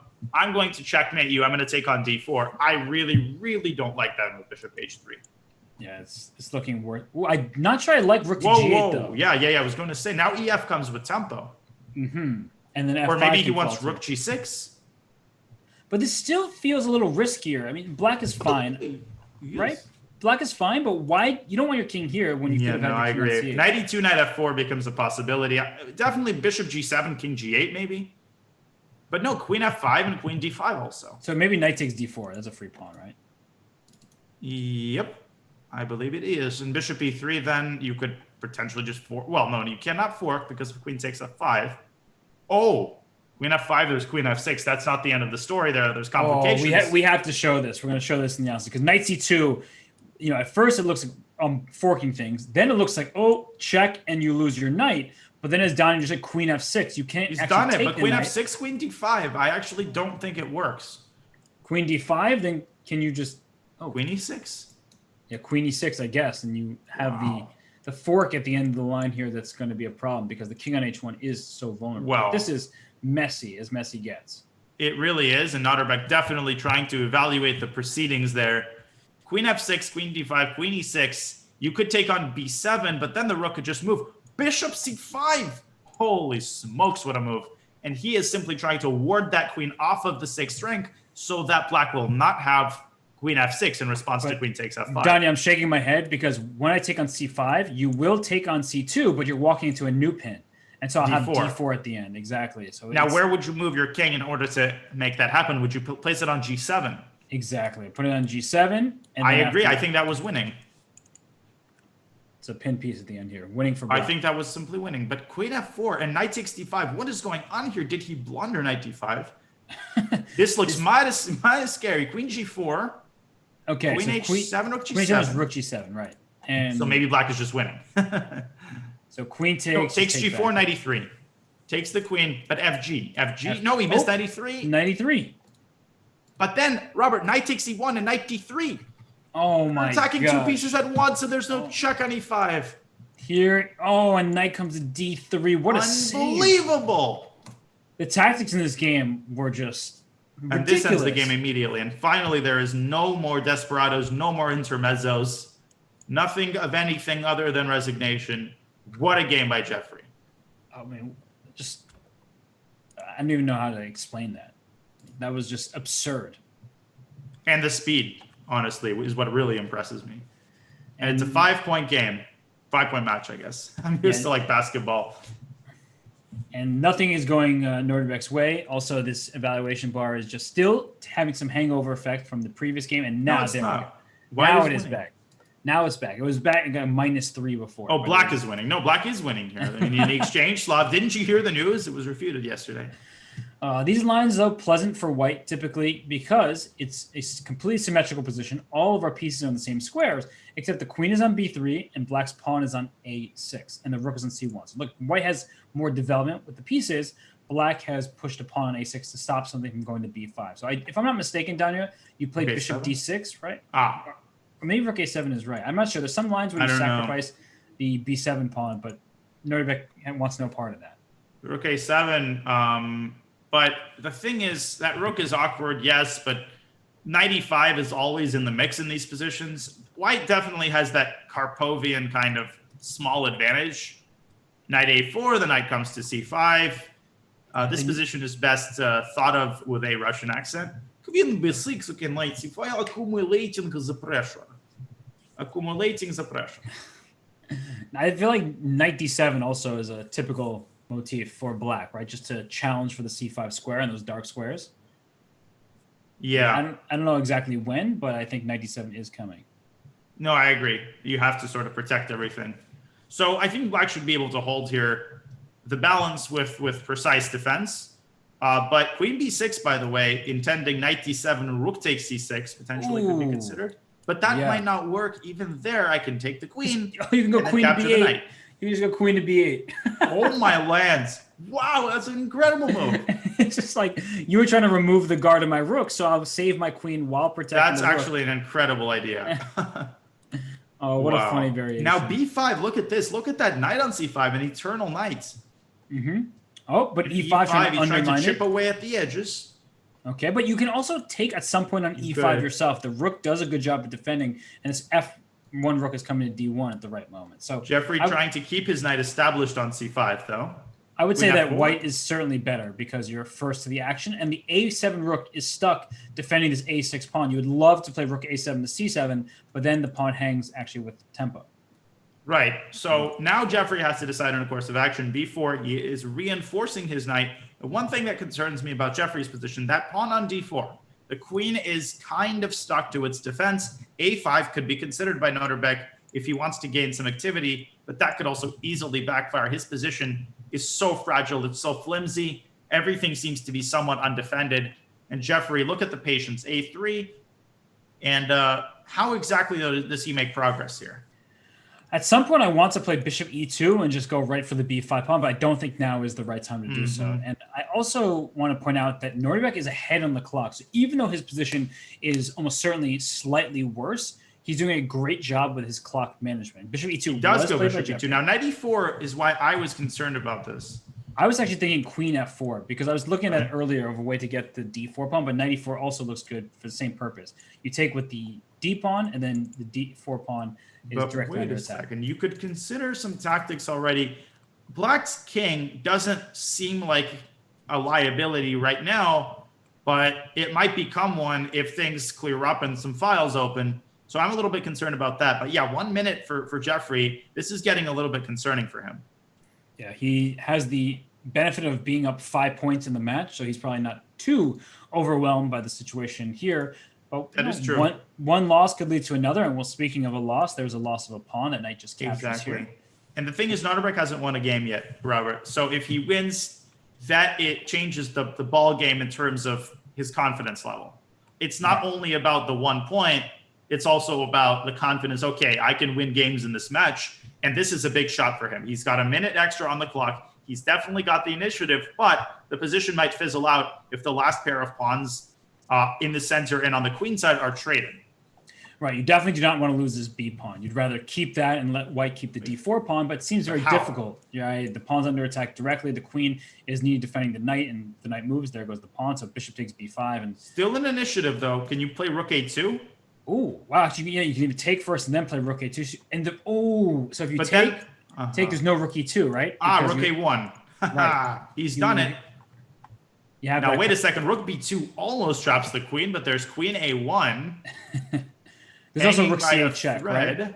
If you want it. That is true. Rook A7. Wait. Oh, rook C8 check. Now rook C8.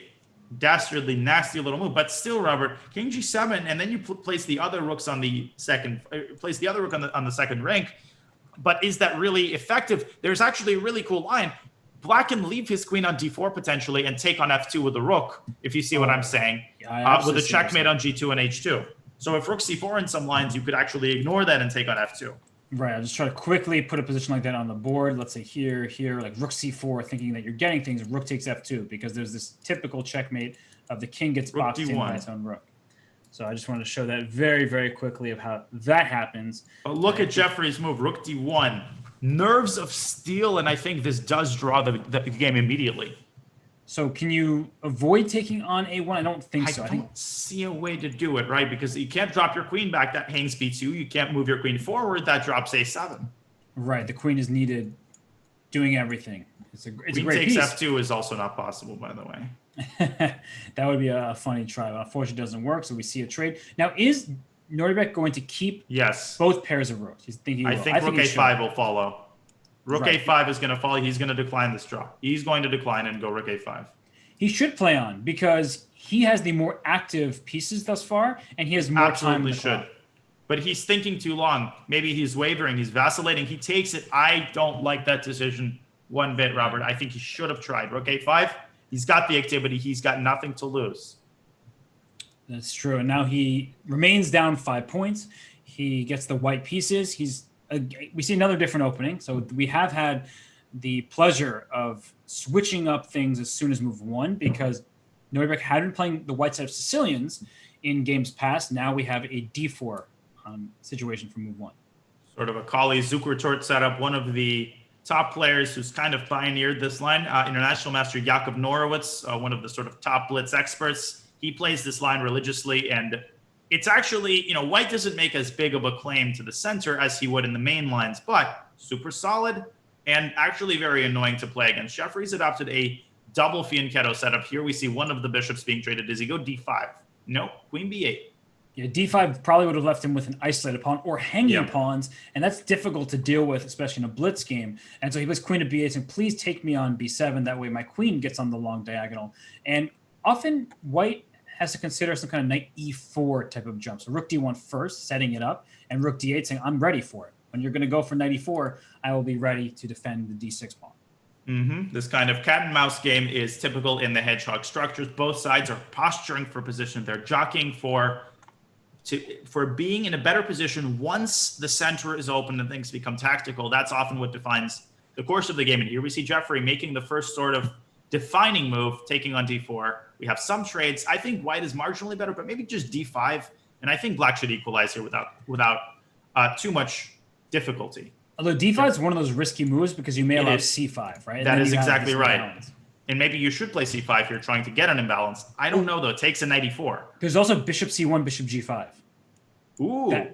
You're rerouting the bishop because I was just thinking of which pieces are bad, my bishop on b2 is not very good. It's sitting behind my knight and then my pawn, so it's not very active. So I was thinking bishop c1 to reroute. It's probably slow in that position, but there are times where you are in time to reroute the bishop very quickly, especially with the pin at the end of the line. No, I like that idea a lot. Here, Jeffrey could consider taking and going b5, trying to carve out that d5 square. That's a typical idea, but he prefers to preserve the tension. Queen to a7, very creative. Is he trying to just put a rook on c8 and pressure the c4 pawn?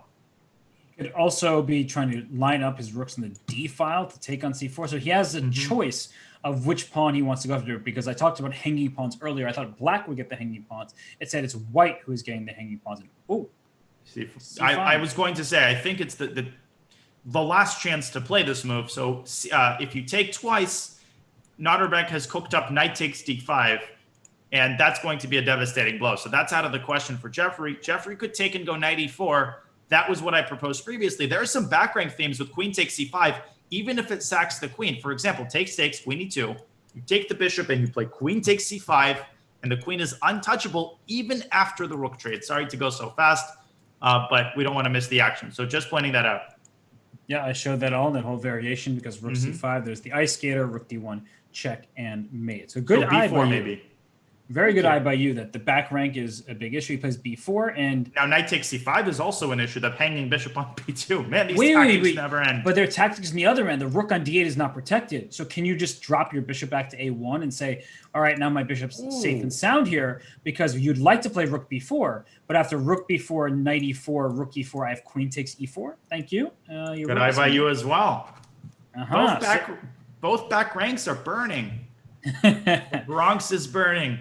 Oh, well, hopefully not. You know, with all these forest fires going around, when you say something like that, it scares me.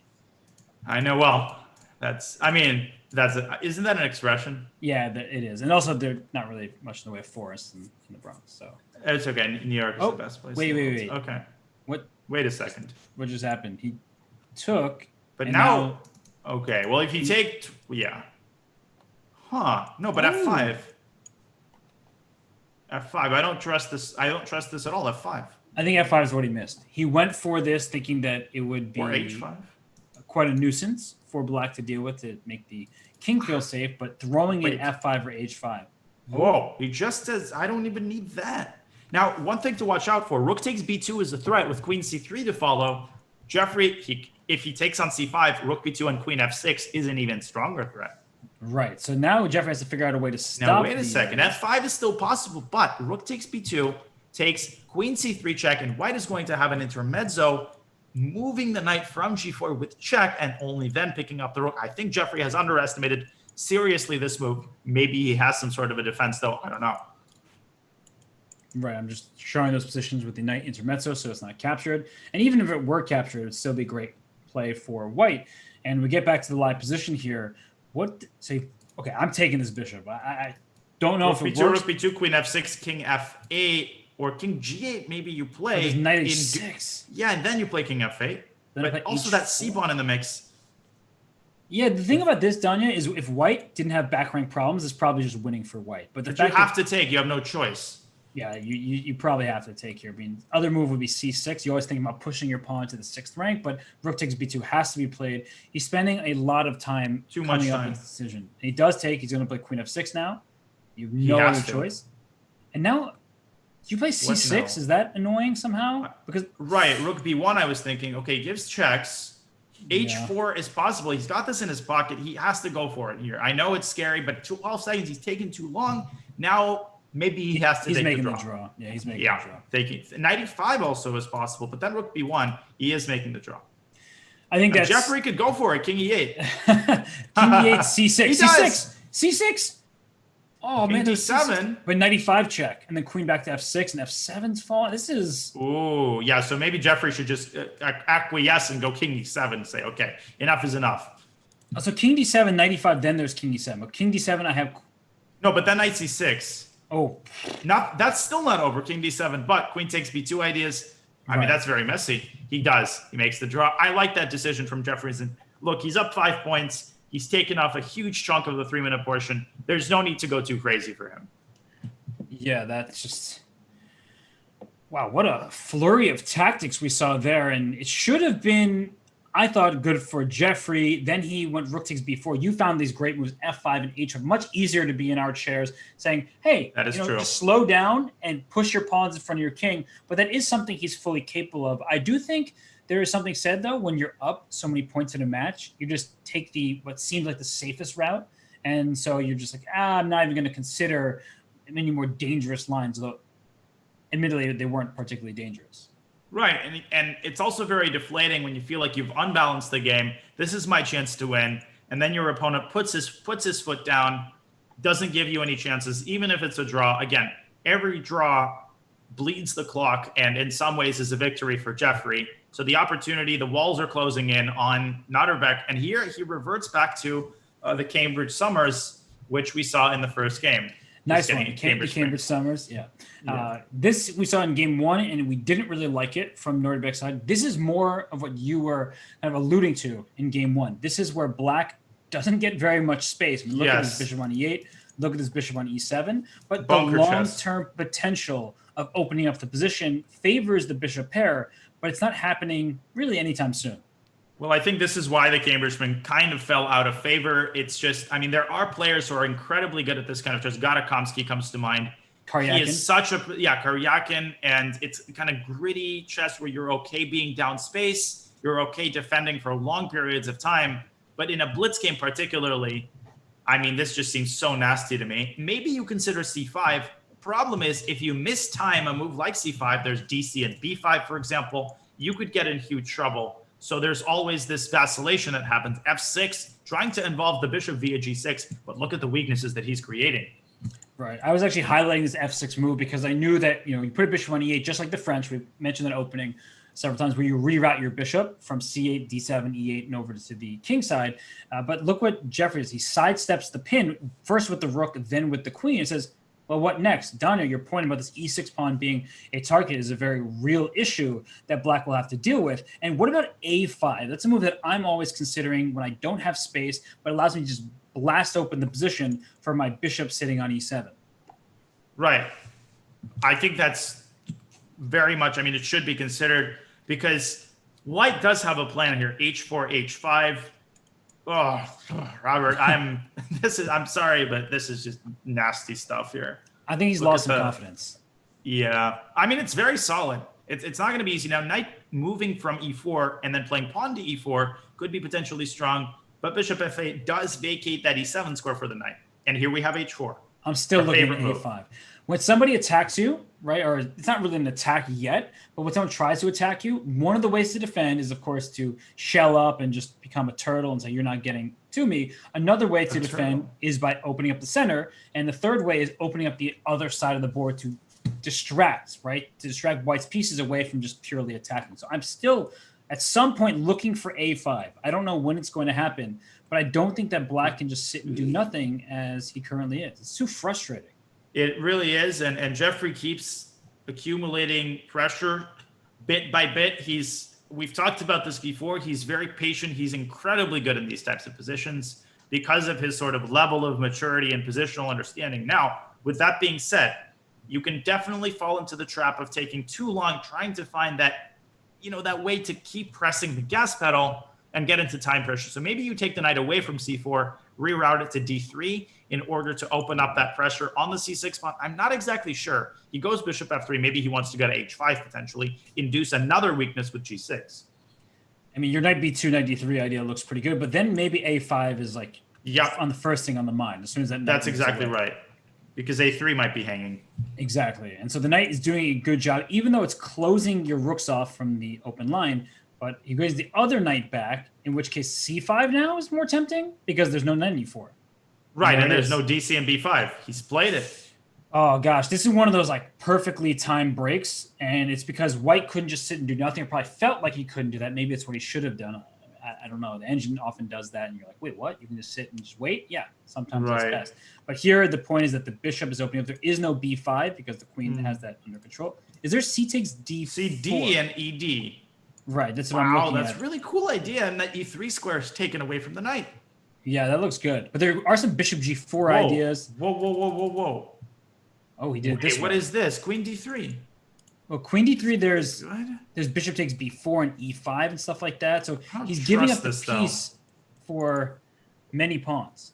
I feel like CD immediately would have been more prudent, but I guess in time pressure, this could be tough. Another idea for Jeffrey to consider would have been to blockade that square with his knight via b2. Now, yeah, I was going to say, look at the weaknesses in Black's position. They haven't gone anywhere. What about b5? Can I just kick your knight out and then try to get your e6? I would say just go knight d6. Don't even calculate. He's going to play knight d6 instantly, I think, against b5. Yeah, you have a point there. I thought that I was just kicking your knight away, and actually the knight doesn't really anywhere good to go. But e5 not only stops Black from playing e5, which looked like a good move, by the way, but it gives you the d6 square. And he's Don't played think, it. feel. Yeah. Takes rook c3. You think that was a mouse slip? But takes and dc. I wonder if that was a mouse slip or if he's just trying to get a pass pawn. No, I think it was a deliberate Whoa, move. whoa, but whoa. Gives up the rook. Queen b4, fe. I mean, it makes some sense. He's got total domination. I do kind of like this, actually, Robert. I'm not sure. Yeah, the second knight come into e4, that's actually a big problem. It's a huge nuisance. So do you have to play? I mean, taking FE. e5 looks. Yeah, but knight e4. Really. Yeah, Somehow Jeffrey's finds ways to play very practically. Queen a5. Now he can start inching his way, chiseling his way into Black's position. He goes back to b1, though. I don't like that because queen c7 has rook c1 next. Ooh, or rook c6. Rook c6 also possible. But then there's knight takes f7. And and there's a discovery. Knight f7, and if queen f7, knight f6 check. He's got to deal with a king. Okay, so this is still defended. And Daniel, what I'm Queen looking d4. at here is, doesn't Black just have these outside pass pawns that you should be very happy about? Yes. So queen c7 or queen d4? Well, queen d4 takes and knight g5. That's not the end of the story. There's a lot of passers, but usually the bishop can blockade them. 12 seconds now for Notterbeck. He's got to make a move. He goes for queen c7, king g2. Amazing prophylaxis. Yeah, queen b3 though. E6. Oh no, queen knight d6. Knight d6 for queen c4. I blundered my queen. King e7. Queen a3. I don't like that. Queen he A3. blundered a pawn. That was a bad move by Notterbeck. Queen a3 wins the pawn. Oh, he doesn't take it. Queen c6. Or queen b6 also good. Hitting f2. But this is so hard to play. Knight d6 check and bishop e6. Knight d6, king f6. Oh my gosh. Queen c7 back. He's got to go here. Queen d8. Uh-oh. Okay, what's happening here? Queen d7, knight d6. Knight d6 wins the queen. Oh, missed it. The queen. Oh my gosh, that was close. But knight d6. The old pressure, though. Now he runs the pawn up. So b3, rook b7 is knight g5 check. Knight g5. Oh, or take on b7 and knight g5. Or knight d6 check. All of that. Oh, and he's won both of his pawns. This is completely winning now. Every single time scramble, it's been Jeffrey being the stronger of the two. Knight d6 again, and queen f8 is crushing. Yep. And he got it. Well, it's not mate, but your king has to run g5 then. A heartbreaker there for Notterbeck, who at some point it seemed toward the end, he had chances, but that position, Robert, that was so hard to play. There were so many threats against Black's king. Yeah, Notterbeck, he's so frustrated. I mean, the guy is such a talented player, and yet somehow these games aren't going his way. I mean, it's not plus whatever. There, settle down, Bar. Settle down. There it goes. There it goes. Right. And another one of these lines that we've already seen once. We saw Jeffrey take the upper hand there. Yeah, that actually, so we saw the b3, bishop a3, and Nuremberg blundered his bishop. Here, the difference is the knight's on d2 rather than on c3. So the knight goes to c4 very quickly and applies pressure on d6 with the knight rather than the bishop. Indeed, and all of a sudden the lead, well, not all of a sudden, but you look up, the lead is ballooned to 6. And, you win a game, you win 2, okay, the lead is 2. Surmountable. All of a sudden, that's just what happens. And here Jeffrey sacking a pawn, playing with supreme confidence. That's actually not really a sack, because if white takes everything, there is bishop e6 at the end, skewering the rook to the knight, and if knight d6 check, king d7 wins a piece. Incredible. Look at the speed, look at the confidence every single game. Yeah, you walk into a pin, but it's winning for you because, not pin, excuse me, discovery, because the pieces are all on pre. So d5 played bishop e3. I was going to say that pawn is pinned, so you weren't actually worried about the capture just yet. And now this b6 square, that is quite loose. And if you play d4, the bishop just drops back to d2 and gets to a5, where even though black has pushed pawns forward, it looks good, it can be a little bit loose. Like the squares, not the pawns. The squares around the pawns can be loose. No, that's a great move. That's the only way to keep this initiative, insofar as it can be called an initiative, alive. Yeah, so now the question is rook b8. Oh my god, Jeffrey is just too cool. Like he just Monka S though. He's like, oh, the knight's coming to b6. Let me stop that d5 square. That's Still defended tactically the same variation you mentioned earlier. Yes. Daniel with bishop e6. But Robert, he doesn't develop his pieces. And this reminds me of when F.N. Geller didn't develop his pieces in Tilburg, 1974. Now, we want to give a shout out really quickly. We've got tons and tons of people. Wow. I mean, big thanks to everyone taking time out of your Monday, watching this incredible match. Just wanted to say. Yeah, and I don't want to thank you, Robert, because I would have. First, I heard I was going to have a different commentator. I was celebrating, cracked open the champagne. This morning, I got the bad news about who was actually. Well, you know, it's been a pleasure until now, but now it's been ruined. Thank you for that. But actually, there's a big difference. I thought I ruined it in the first minute. The inclusion of bishop e3 and rook to b8 allowed the rook to double. So this knight was hanging on d6, but bishop takes, rook to d1 happens, and then you lose the bishop right back. King c6, another superb move. Just getting out of the pin. Now he's threatening to take on d6. Once he takes b2, white's entire pawn structure just topples over. Right. So rook a to d1, you're saying rook takes b2, and, well, that's actually a very important pawn here. But the king on c6 doesn't look super safe either. What is bad about it? Nothing too tragic, but it's, you know, something like rook d1, rook takes b2. Is there some kind of? I'm thinking rook d3. Rook d6. Rook d3 or rook c3.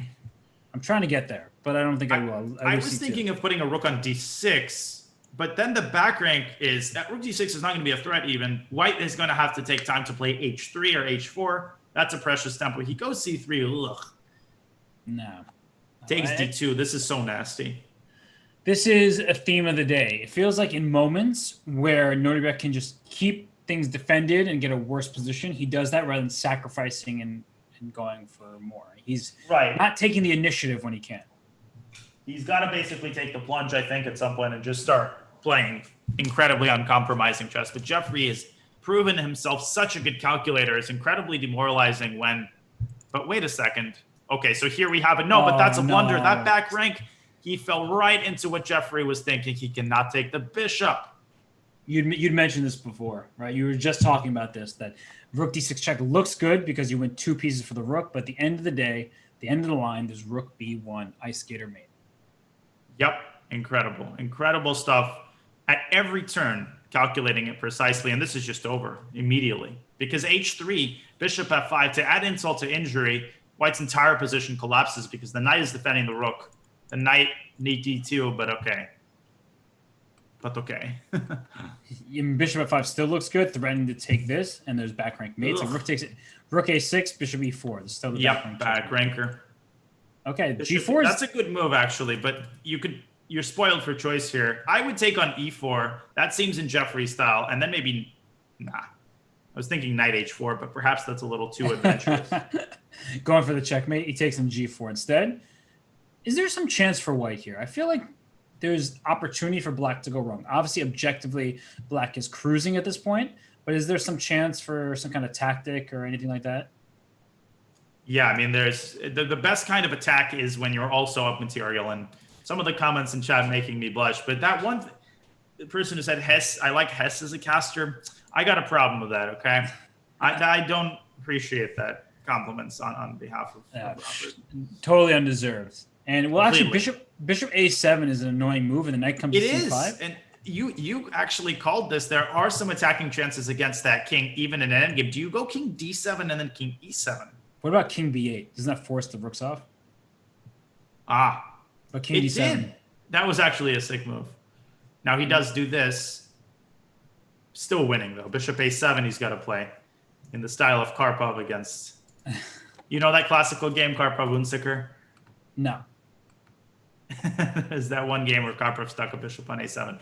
The circumstances there were a little bit better. Yeah, this doesn't look very but knight b6. No, but knight b6, there's... Wait a second. Rook a7, rook c7. No, you did. Knight d6. Oh, you're such a devil. And look at 18 seconds left for Nordebek. Wait a minute. You just got to go for it. He's got nothing else to do. Just do it. No, knight d6. Does he want to... But rook c6, what is there? Rook c6, knight d7. I mean, it just looks weird. Congratulations. But king g8. All right. How about rook c6? What is Bishop Jeffrey b8. thinking Bishop about? b8 after rook c6. Oh, my lands. What a move. But 97 there, 97. I don't know. I'm just coming up with moves, man. That's a really nice idea, though. Knight d7, rook e7. But there's also mate threats. Wait. Rook takes c3 is going to come. Knight c8. Wait a knight moment. E6? Wait, Are knight d8 you check? kidding me? King Knight d8. moves away. King g6, knight e7. Yep. King e8. King e8. There's knight He's gotta d7. make a move. Knight b7. Knight b7. Oh! Knight Wow! d6 check. King d7. King d7. All right, here we're gonna see a draw. We're gonna see a draw. Bishop c5. Wait a second. Black still needs to be careful. Oh. Unbelievable tactics, Robert, in so many of these games. Yeah, we're definitely gonna see this one end with a split point. Wait a second. I know this sounds absurd. You think Black's gonna win? Connected passers, and you always point this out, and I give you full credit. You know what I'm noticing? Yep. That pawn on h7. Look at the square on h1. It's the right color. If Jeffrey wins this game after all that would be. It might be. He's winning. I'm telling you. It's winning. This is winning. And I had this exact kind of endgame one game against Sam Shankland, and I lost it. Equal material, but look at the pawns running. Another. Wow. Unbelievable. Jeffrey he just can't be stopped. He just cannot be stopped.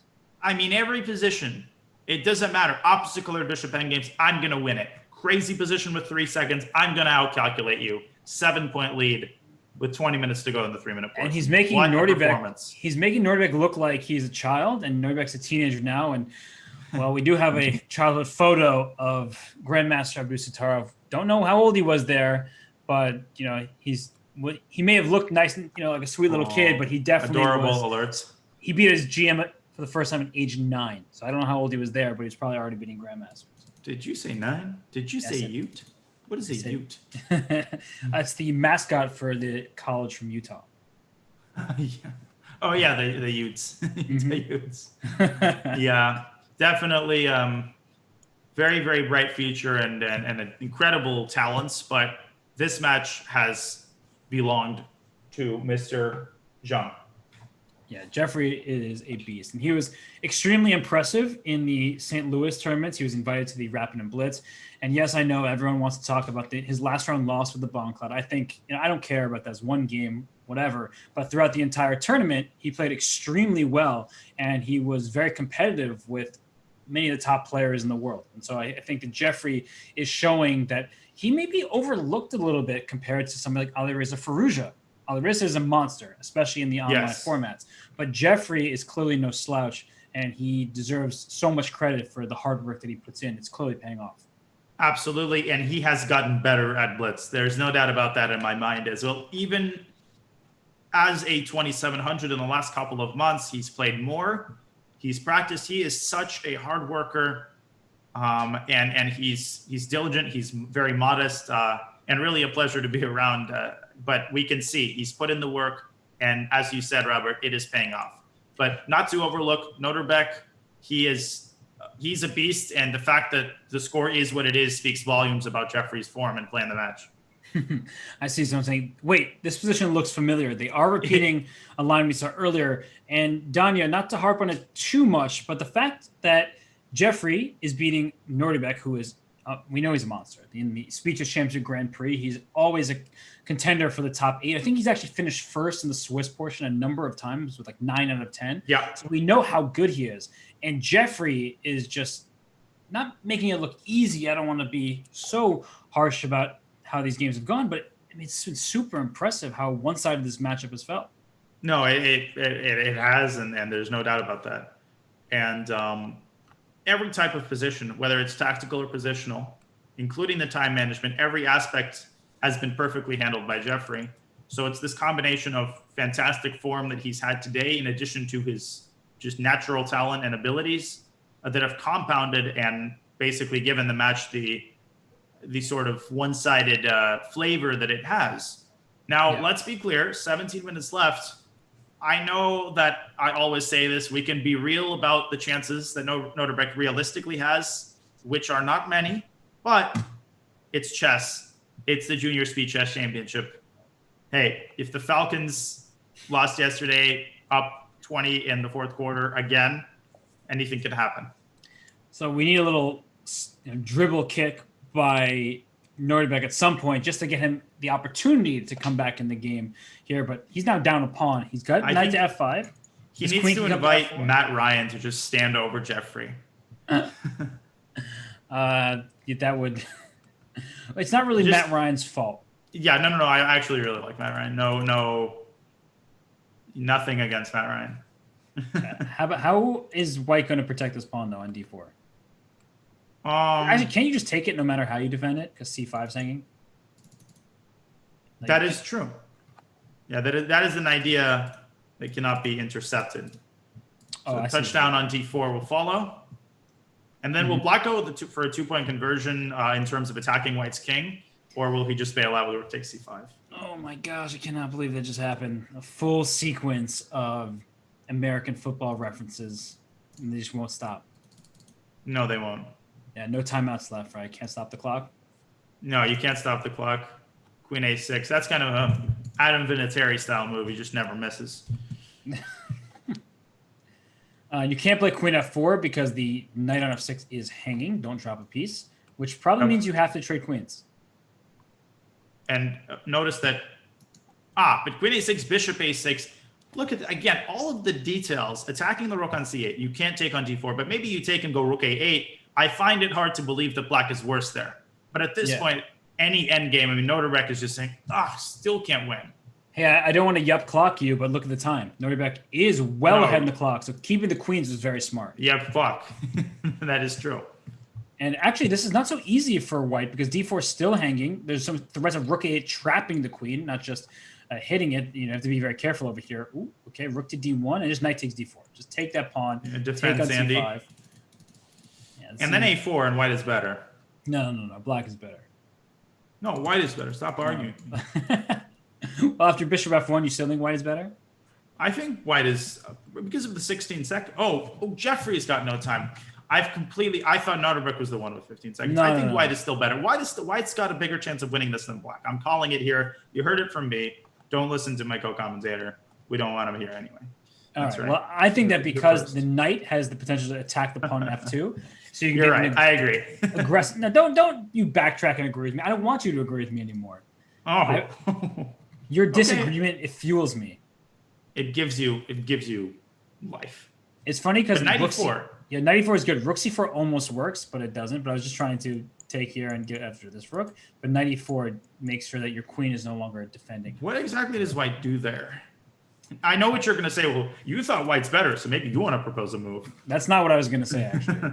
I was going to say, maybe we should try to sacrifice the exchange, but instead he goes rook f3, which is probably smarter. Now, rook d2, queen, bishop d3. Wow, what a move, bishop d3 with no time in your clock. That would scare me. You're walking into a pin. Iron Constitution. Well, does he just take the queen? He does. He's 4 seconds, though. Rook e6, a4. Yeah. Rook e8, rook e7.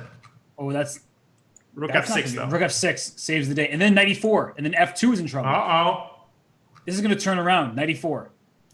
Jeffrey has to set his pass pawn motions and make a move. D4. Just push that thing. Wait, D3. Oh, there's rook d7. Yeah. But okay. Now what's going on here? That a pawn, by the way, Robert, that's also scary. It's an outside passer. Those are always very scary. But look at that knight d6. Yeah, knight d6. That was great. It hit the bishop. Wait, this has to be bad for White. This has to be. Yeah. Can you just take on b5 at some point too, if you need to? Rook d1 and d2. But wait a minute. Yep, and this is over. Rook d1, bishop f3 check. Wait a second. No, you're queening. You don't even have to queen yet, which is the funny part. But he does. He does, though. Up a piece. These are not always that easy to win, but they are completely winning. Yeah, king e5, king d. Yep. Look. Where's he going with his king? Okay, so, knight b. Yeah, he's just going. Nice. Jeffrey is fighting until the last drop of blood, even in this position. It's like he's making it so hard. He's going to push his pawn. Yep. Nordbeck's like, what do I have to do? I can't even win this guy's pawn up a piece. Oh, 1 second. Knight d3 is nice. Knight b2. Knight b2. Very nice. This is going to be a win, and he will. Yeah. Now that he won the pawn, it's easy. But yeah, that was a frustrating finish there because he knew he was winning, and yet it still took effort. Well, I called it. I said Black was better the entire time. Robert Hess disagreed with me. He was like, White is better. No, I called the fact that Black is better there. we'll pretend it was that way, just because I'm such a courteous co-commentator. Okay. You're always right. Okay. So we have a definitely Sveshnikov here. Another, you mentioned this, new openings almost every game. That makes for really interesting viewing, different structures. So I really like the fact that both players have embraced this. They have, and this knight on a3 may not look good, but nor do these double pawns. Black often tries to make this f5 move happen, but opening up the position, it sounds good for the bishop pair, but it's also bad for the side with the worst king. And the black king will be in more danger typically than white's king because, well, the white's king is safe and sound at home.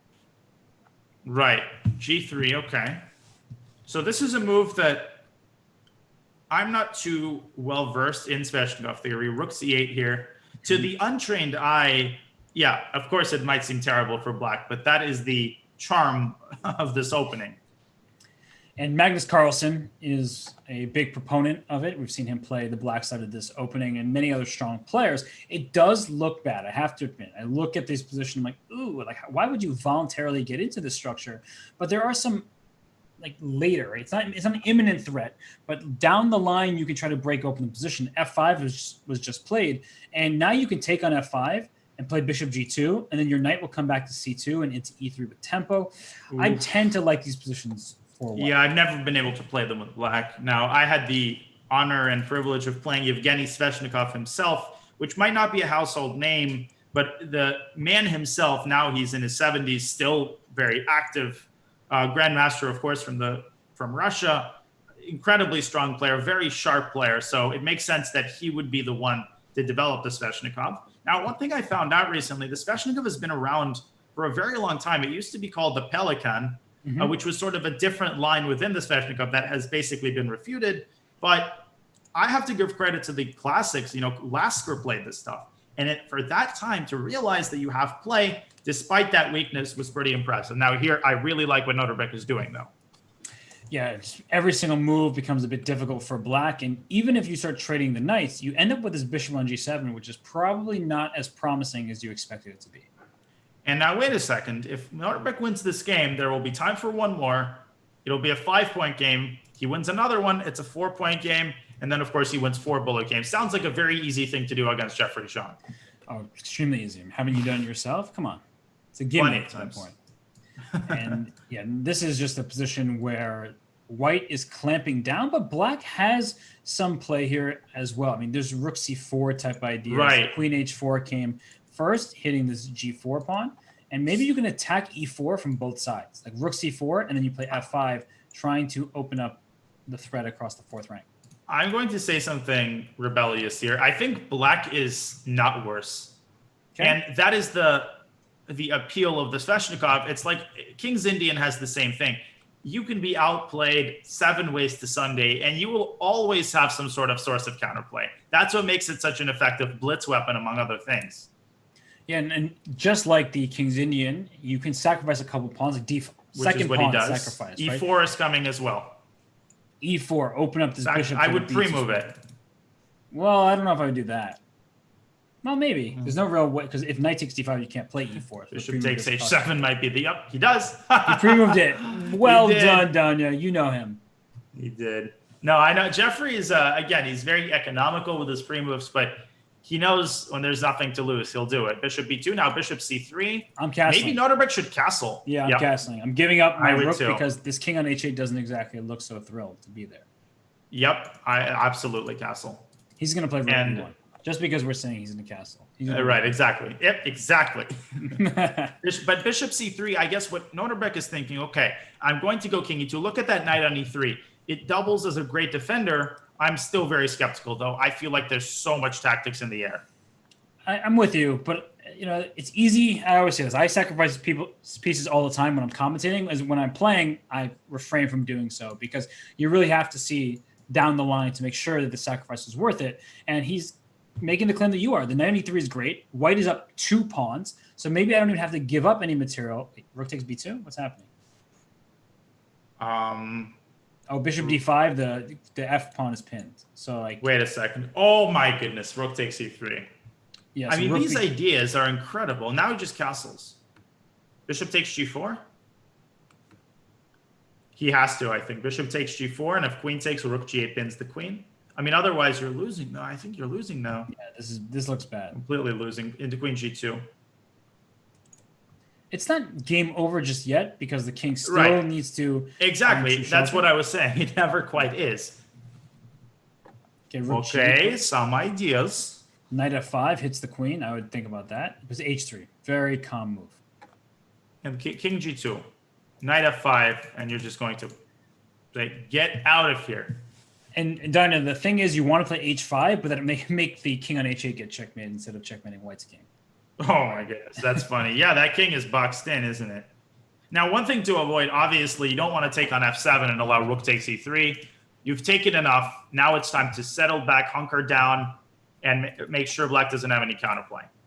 And Donna, you called this, by the way, because once Norberg got his first win, if he takes this one too, that would be 2 in a row, and he's starting to feel much better, even though he's down many points. He's from experience, it completely paints things in a different light. You start feeling optimistic. It doesn't matter how much you're down. I can guarantee you, he's feeling it right now. And he's not looking at the 6-point game. He's saying it was just a 7-point game. If I can get this home, it's going to be a 5-point game. And I got 10 or 11 bullet games. So, but it's crucial that he take this home because Jeffrey is not going down without a fight. That guy is unbelievably resilient. 94 here should be considered, by the way. That's what I was just highlighting. 94. Oh, but then, yeah. 94, rook f. Still, rook f2, rook f2. Okay, yeah, that's 94 move, was winning. That's a good move, though. Queen c5. Queen h5 and queen f5. Yeah. Queen h5. Whoa. Yeah, now the wheels are coming off. Rook g5, though, one thing to watch. Although even there you can go queen h4, but Norberg not taking any chances. Brings queen e4, and there feels like Rook this is about to be a checkmate for white rather than rook c8 is just crushing, isn't it? Queen e8. At h5, yeah. Ah, this too. Just take, and then queen g4 check. Now he's up in exchange, yeah. Queen g3. Queen g3. Immediately. Oh! Jeffrey, hey, queen f3. Oh, queen f7, nice. We both laughed at the same time, though. That was pretty funny. Yeah. It was hilarious. Now, did you see that, by the way? It was very quick, but Jeffrey kind of looked up, and he's lost 2 in a row. So I think he was trying to just like compose himself and what do I do in this game? Because the last 2 games have not gone my way. Now this is probably going to be the last game of the 3-minute portion. It's a Catalan. It is crucial that Norberg win this game if he wants to have a realistic shot at a comeback. Absolutely crucial. But a very tall order. Black in a Catalan against Jeffrey. This is going to be a tough mountain to climb. And let's see if Jeffrey can indeed compose himself, stem the bleeding. This is the X Factor game. Is this one of those variations where you take on f3, yes, and play c6? Yeah, c6. Oh, winning this type of position? You don't like equal middle games with obstacle bishops? What's wrong with you? So what black is going to do is that once you take back on f3, you're going to play c6 at some point. But yeah, a5 was the move, and then you put your knight on a6. No, but black is in very good shape here. I mean, in terms of equalizing, the problem is white is so incredibly solid. Right. Rook a7 again. Equalizing is not what you want to hear if you are Norberg. You want to win these games. But the b4 square is one that you should not understate the importance of. That's like a really important square. Yeah, but the problem is that knight alone is not going to cause white any problems. Look at how solid the structure is. In fact, Jeffrey can start thinking about nurturing some sort of activity here with knight c5, h4. Again, we see h4. He loves that move, and for good reason. Rook a6, rook b6 should have been considered, I think. Yeah, that's usually one of the plans. But he wants to rook to d8, stopping any kind of e4 pawn pushes. And speaking of push, e5. Norberg is making a push in this match. I mean, the odds for him have gone up in the last few games because he's won 2 in a row. And these dancing heads brought to you by Chess Goals. Use the command goals in the chat to learn more about it and use your discount. Because during the JSCC, you use the code. It gets you a discount to a great tool to help you improve your chess.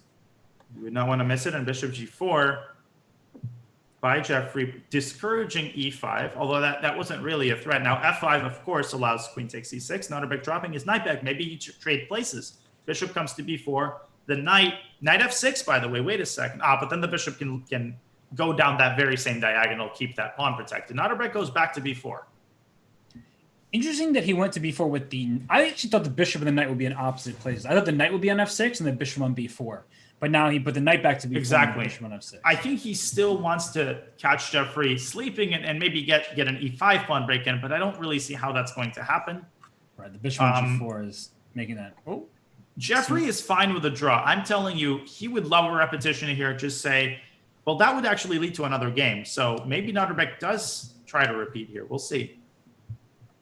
I think Jeffrey, well, how much time? A minute 48. If Jeffrey knows how much time is left, he can, if a draw is offered, he can just wait it out until the entirety and then make that repetition. But no draw. That's actually kind of funny. No draw. You know what? E5 played. I used to do that, Robert, when my coach, I anticipated that my coach would be angry if I took a draw. I would wait until I had like 1 minute left and say, well, I was calculating all these variations, and then I realized I was in time pressure anyway, so okay, I have to take a draw. Okay, Danya, that makes sense. I support your decision. Okay, if he wants to repeat moves, he needs to do it. Yeah, Jeffrey, wait a minute 30 and then play bishop f8. That would be a very smart move. It would be, right? That would be some serious gamesmanship there. But he would have to have been keeping a stopwatch. I think he's doing it. I think he's realizing it. That's actually hilarious. Is there a way, though, for Black to play on? Because that would be the thing. Oh, they agreed on draw, which means one more game. They have another game. And white for Notterbeck, so another big opportunity here. Oh, Jeffrey left his table. Jeffrey must have thought that was the last game. There's one more game. I don't think he realizes it's not about if there is enough time to play within the actual constraints. As long as there are seconds left on the clock, you start the game. And, okay, he's back. A French. It's like when Shaq hit a free throw and he didn't realize he had a second one, so he just left. Oh, boy, a French. So we have an exchange French, which is it's turned into an exchange French. But the bishop is on b4, which actually typically is not great for Black because you would rather have your bishop on here. And now white got this move a3 in. Yeah, so he takes d5. Yeah, that's exactly right. ED after bishop b4 is a legitimate try for an edge. It's, the actual exchange French is somewhat toothless. This gives white a little bit of a pull. I've looked at these positions. It's tough to prove equality for Black. I agree completely because you're not sure, do I play bishop d6? But then white can always just reinforce that bishop and just look at the development on the queen side, or the lack thereof, I should say. Black is far behind, and white has developed all 4 minor pieces. And the E file is the only open file, so you would think that's where all the action is going to take place. But look at that f5 square. That knight can jump in at some moment soon. So here, I would take on d6 and play queen to d2, or play queen to d first. I'm not sure which was objectively better, but the point is you're connecting your rooks to the e1 square. Yeah, and again, this tension is very unwelcome for Black. Queen c7 should be considered, trying to release that tension so you can actually develop your pieces. But notice how the pieces, they kind of stumble on each other's feet. If you go bishop e6, guess what? You're not going to be able to play knight bd7. That bishop hangs, nor do you want to allow the queen to f4. He does bite the bullet. Maybe knight f8, knight e6 is what allows Black to hold here. That knight from d7 can go to f8 and then either to g6 or to e6. That's true. That's true. It's a very important maneuver to bring the knight out, and that way the bishop can then be released afterwards. Exactly. So, rook a to e1, you can even trade, but knight to f8, whichever rook. I don't know why rook a to e1. I didn't think there's another open file, so it didn't make too much of a difference. Right. But what can white do to try and play for an advantage? What does knight c to e2 do? Well, he's going to move the queen away, and then that knight might come to f4. But he's definitely had that one window of opportunity, Robert, and I think that has dissipated. I think Black has equalized entirely here. That doesn't mean it's a draw. Right. It's far from it. There's a lot of life left because there's so many pieces. But somehow white didn't get control of the open file despite having the lead in development. And maybe we bring up the analysis board really quickly. The moment where he went queen to d2, and I'm thinking about it in retrospect now, that queen to d2, maybe that was the wrong moment. So we'll analyze just a little bit here very quickly, where maybe he should have taken on d6 first, because that leaves the rook on e8 hanging in some lines. Like maybe I can play rook e1 right away, or queen d2 and then rook e1, and you have a slight problem along the e file. I'm not sure. Small little things here. Yeah. Now, I will say that I think the bullet is Notterbeck's it's the only time control where I would say Notterbeck probably has an edge. So from the perspective of giving yourself a chance, you don't want to take a risk to the point where you end up losing, because 5-point lead is huge, but still keeps him alive. Maybe take on g6 and go knight f4, knight d3, knight e5, actually. I'm not a huge fan of this trade, although I guess What he wants is knight g3 and eventually to stick a knight on f5.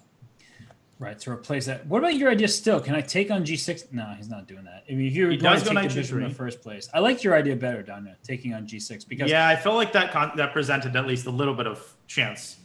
yeah, this doesn't look like anything whatsoever. Bishop d3 though, but queen f4 even. Right, the queen comes into f4, offering the queen trade. Then I'm going to try to infiltrate on the dark squares.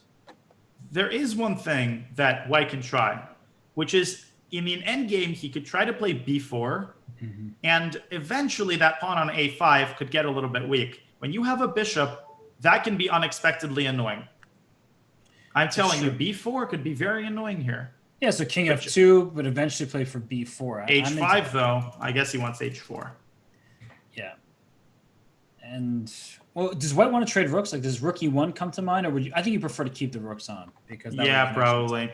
Now, don't play knight e2 because of knight d3. No, that would be bad. Your rook to d1. So maybe you can play knight e2 next. He's kind of bailing out here, yeah. Knight d6. I mean, I get it. And Jeffrey can just trade the knights off. And it's hard to attack.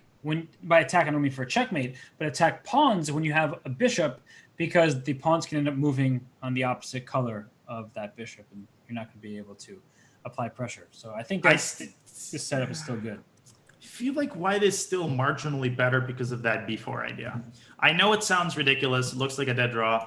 But I feel like Jeffrey is experiencing some vacillation over this. He's thinking, is this just a dead draw? Do I go knight e6 instead? And he's taking a lot of time off of his clock making this decision when I think both moves are totally fine. But you start getting in your own head in these situations. No, I'm with you. And especially because the knight on d6 will be dominated by bishop on d3, just taking away the forge. And I was actually going to ask you about b5. And so he preempts it. I didn't like it because of rook a1. Exactly. Rook a7, though. I thought this was a risky play because the d5 pawn. Like I have some fears of a takes, c takes, and maybe f4, bishop f3, but I don't think I'm in time. Yeah, so b3 for now, he keeps the tension. I like it. Maybe bring the king to d3, but I think Jeffrey's done enough to hold this. Right. I think again, look at that bishop. Yeah, provoke f6 and then go h4. Start playing on the other side of the board. g4. Play g4. Just play. Start pushing your pawns. Gotta start pushing the pawns. Okay, maybe you play this first and then h4. Right. So just take back. Okay. This was a big decision. Now king d8 is possible on rook e7. King c2. Mm-hmm. He's got to play it. Now king d8. Just start pushing these pawns. g4. That's his only shot. Yeah, h4. Okay, h4, same idea. And if h5, same idea, opposite side of the board, done. Exactly. G4, try to create a passed pawn. That's how it all begins.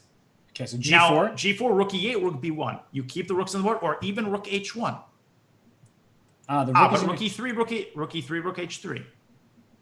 But then there's knight c4, which is a really nice move. So maybe rook f1? Yeah, I think rook f1. That way you can meet rook e3 with king 2. I don't know. He just, draw. But Jeffrey now says, I'm going to play this. And let me tell you something. That pawn on a5, it is immune to the bishop's attack because, Jeffrey.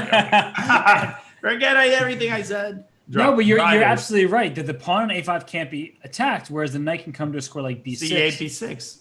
But Jeffrey, we've seen the strategy. He takes the draw. He says, you know what? I'm up 5 points. There's only 30 minutes of bullet. And we're about to see whether Nutterbeck is going to mount an epic comeback. That would be the most epic comeback of all time. But in the meantime, he's 5 points down. He's 5 points down, but he can take some solace in the fact that he was able to win a couple games at long last in the 3+1 portion. We are going to take a brief break, but when we return, we'll head into the bullet between these superstars, Jeffrey Xiong and Nurdirbek Abdusattorov. You will not want to miss the conclusion of this match. Stay tuned for more Junior Speed Chess Championship brought to you by Chess.com and ChessKid.com in just a few minutes.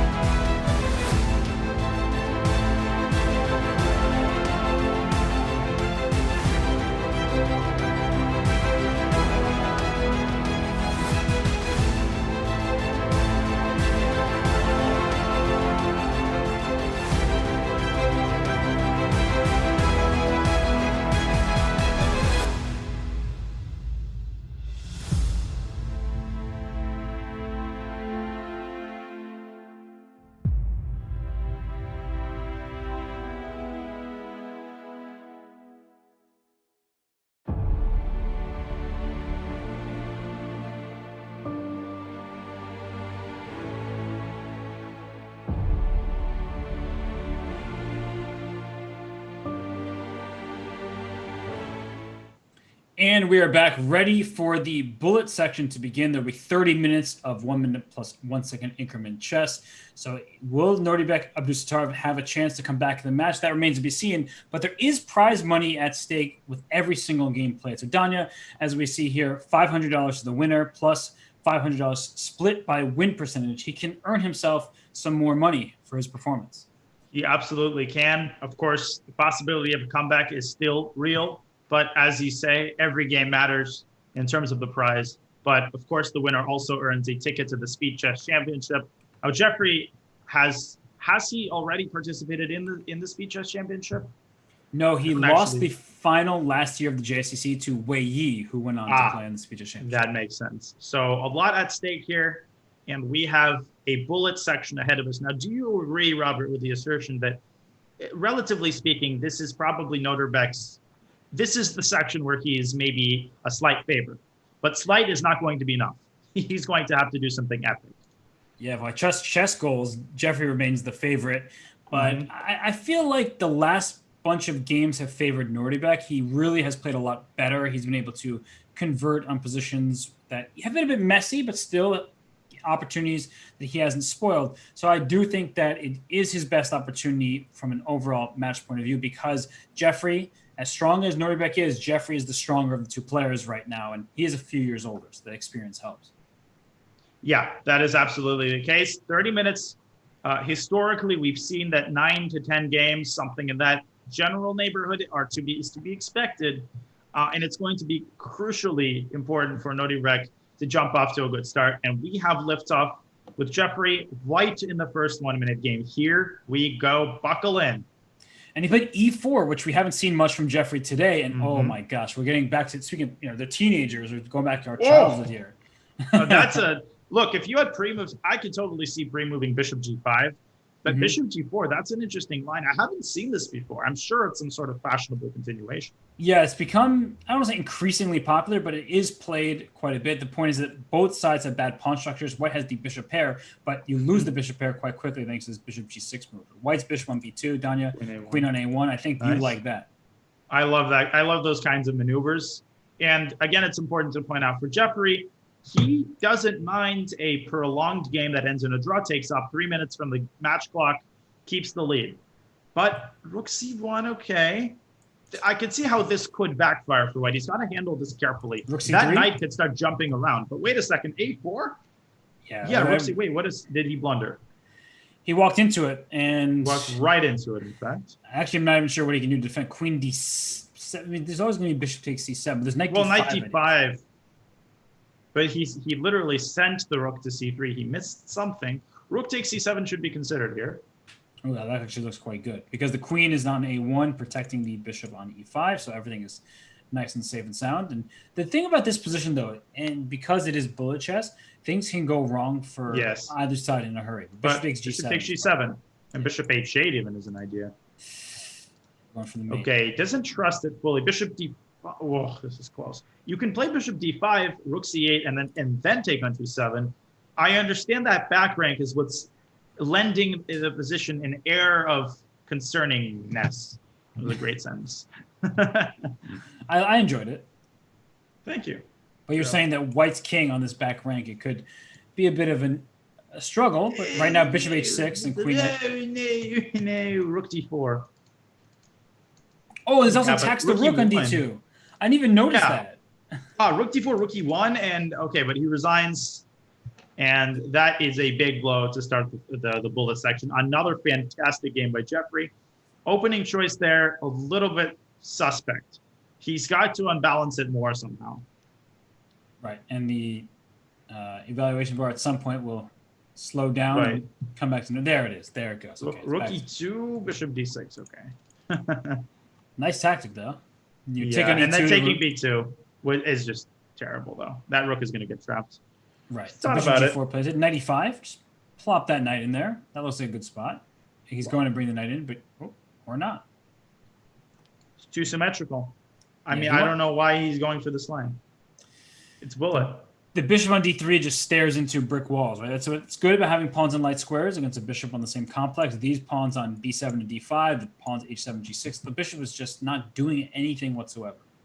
Right, bishop f5 is a move, but then there's rook takes e3 actually. So I like c4. At least he's unbalancing it a little bit, and he's opening up the bishop. The problem, obviously, the pawn on d4 is now isolated and it is weak, and he's got to consign his rook to its defense. Now, the knight on e3, knight g4, rook f4. Okay. How about d5 though? Similar idea where I'm trying to distract your knight. And if rook f4, queen g3, and if cd, knight f5 check, wins the queen. So the problem is after queen g3, there's knight e4. But maybe after d5, you just push through and play c5, c4. That's you're such an annoying. Oh. Hey, you watch your mouth. All right, yes, sir. Yes, sir. No, yes, sir. I mean, it's one of these positions where the pawn d5 looks like a nice pass pawn, but really it's actually just a weakness. And look at the time.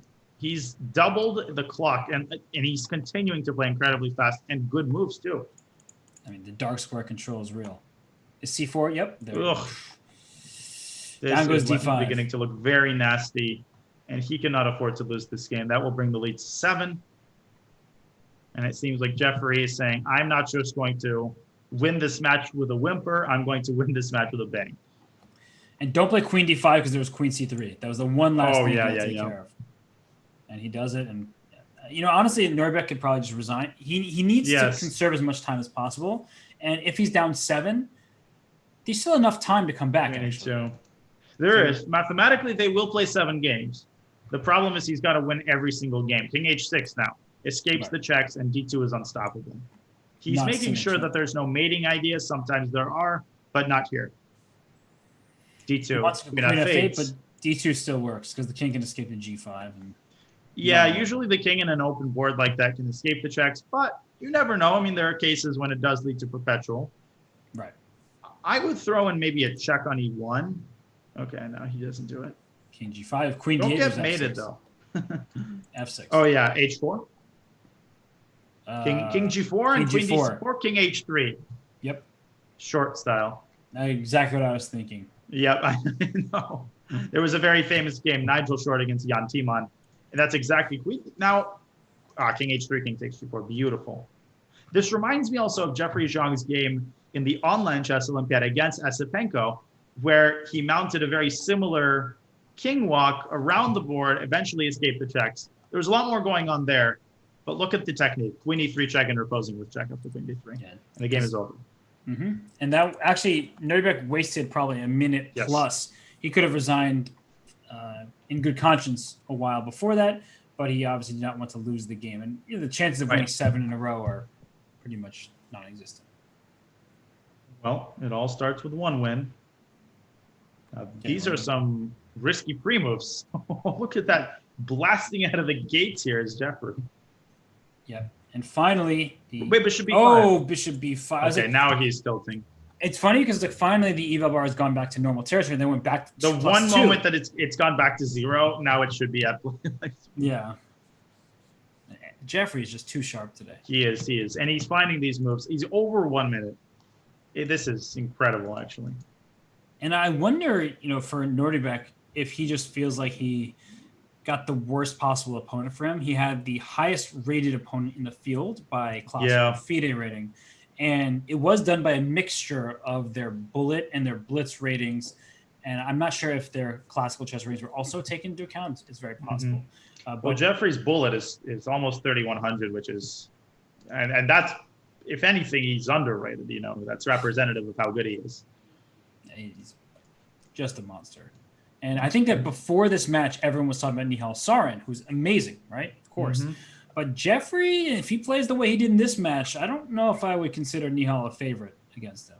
No, what this is showing me is that he has successfully negotiated his clock. He's gotten better, as we discussed, at the actual art of blitz, but his classical strength, Robert, is so immense that is and will continue to play a role. Yeah, this is just game after game, impressive move after impressive move for Jeffrey, a 14.5, 6.5. There are not many people in the world who could put this kind of score up against Nuremberg Abdusattorov. And of course, Nuremberg will have better days. He has had better days in the past. And he'll find his form once again, maybe even by tomorrow for the Speeches Championship Grand Prix. But today is certainly not his day. He's gonna find today. After this match, he's gonna have the interview and he's gonna log back on and he's gonna say, "I'm going to kick some butt." But he is only 15 years old, incredibly talented, and he obviously has an extremely bright future. Yeah, and E5 now. Bishop G3. So Bishop D4, Rook D4 is the idea because of the pin, but you could move the queen away to B6 maybe, Knight D5. F6 is also possible just to reinforce the... Whoa. Oh my gosh. Are you kidding me? He sees everything. He really, as I like to say, of course he sees it. Oh my gosh, Knight takes F2? Like, that wasn't even on my mind. No, I wasn't on mine either. Now you can take and go C3 and equalize, but still... No, black is probably slightly better here. There were so many details there to account for. Rook E2. Oh, Rook E2 looks pretty good. Queen G3. Yeah, but even Queen G6 is like the... Okay, Bishop G6 just shutting down any play. Rook A8. But then takes in Rook E1. Oh, wait, no, that gets mated, actually. He just stole the B2 pawn instead. Now H5. Says, play H5, H4. That's what I'm going for. Take. Queen B8! Queen Oh! B8 is spade! Oh! Wow, that turned fast. Oh, what a little vicious idea. I mentioned that earlier. I was like, man, he's got to play H6 sooner rather than later. And a back rank checkmate to Nordebek. He gets a rare win in this match. And also, when things get hectic in time trouble, it also typically has gone Jeffrey's way today. But that was a rare victory for Nordebek. You know whose fault this is? Mine somehow? It's the fault of yours because you were the one who was complimenting him. Have you heard of something called a commentator's curse? No, explain it to me. Never heard of that before. No, I thought so. Now, here, he hasn't taken the foot off the gas, but I think he's crushing here. That might be too early to say, but this idea of going H5, ugh. Yeah, this looks too easy. This does. Yeah, he's making it look easy. Bishop B3, A5, but that's like trying to throw stones at I don't know, elephants that's just rampaging through the position. Can I just put my bishop on D5 and then, just put my bishop on E4 even? Yes. This doesn't look very fun. C6. What about C6? But maybe see Bishop G6. There's some life left for black. Bishop E4. Yes, Bishop E4. Oh, that trade is what kills black because the H7 pawn is going to be left very weak. So it takes knight takes Queen E3. Okay, maybe black has some chances here. I spoke too soon. Oh, wait a second. What? Queen H6. No, bishop D4, Rook D4. He close. wants to just double. I like that idea. Principal chess, right? Rook DH1. Just not giving him a single breath. And the problem is usually taking two rooks for a queen is a good thing, but not when your king's under attack. So rook takes each-7 was it? Oh gosh, Rook G6 coming. Uh-oh. Can you just take on A4? Can you just be that guy? Yeah, why not? Knight B6. Yeah, he does. You have the Zen down. So Knight C5 or King B1 first. Yeah, don't drop A2. Don't tell me what to do. I'm just trying to be there for you. Are you implying that I missed Rook takes A2? Oh, well. I blundered a pawn. King B1 though. So King B1. Oh. Whoa. Okay, it's protected. I was like, that is a bold move though. Wait, Rook is just 93. Wait, Rook A1 isn't F3? No, there's Knight G5 check. So everything is just getting all sorts. Somehow he sees everything. Yeah, Rook H7. I mean, just pinning the rook off in the tree. You know what would be funny if black played like King D6 there? Both rooks would be hanging. Wait, Rook H. Oh no, one of them was defended. Like who's better here? It looks like black is better. I think black. King F4. Now those squares are 93 check. Knight C2. Now it's Nordebek saying, "I'm not letting you out. Just don't take on B2. That would have been a fork." Right. Uh-oh. King G3. Mate. Oh, nice. Wow, look at those pieces. There is literally no stopping Rook C1 mate. And okay, 2 wins in a row. The light is shining on Nordebek. You can see it. Just like... Right. The ray of light. Now, let me ask you a question, Robert. Yes. And don't take this question out of context. How many games are remaining in this match? Like, how many do they have time to play? That's why I wasn't a math major. Oh, Just the actually, thought of calculating this makes me shudder. so they've just under 17 minutes, and it's 1+1. So even if you think the games will go quite a 2 long minutes period, each. but what is this position though? Winning Like- for black immediately.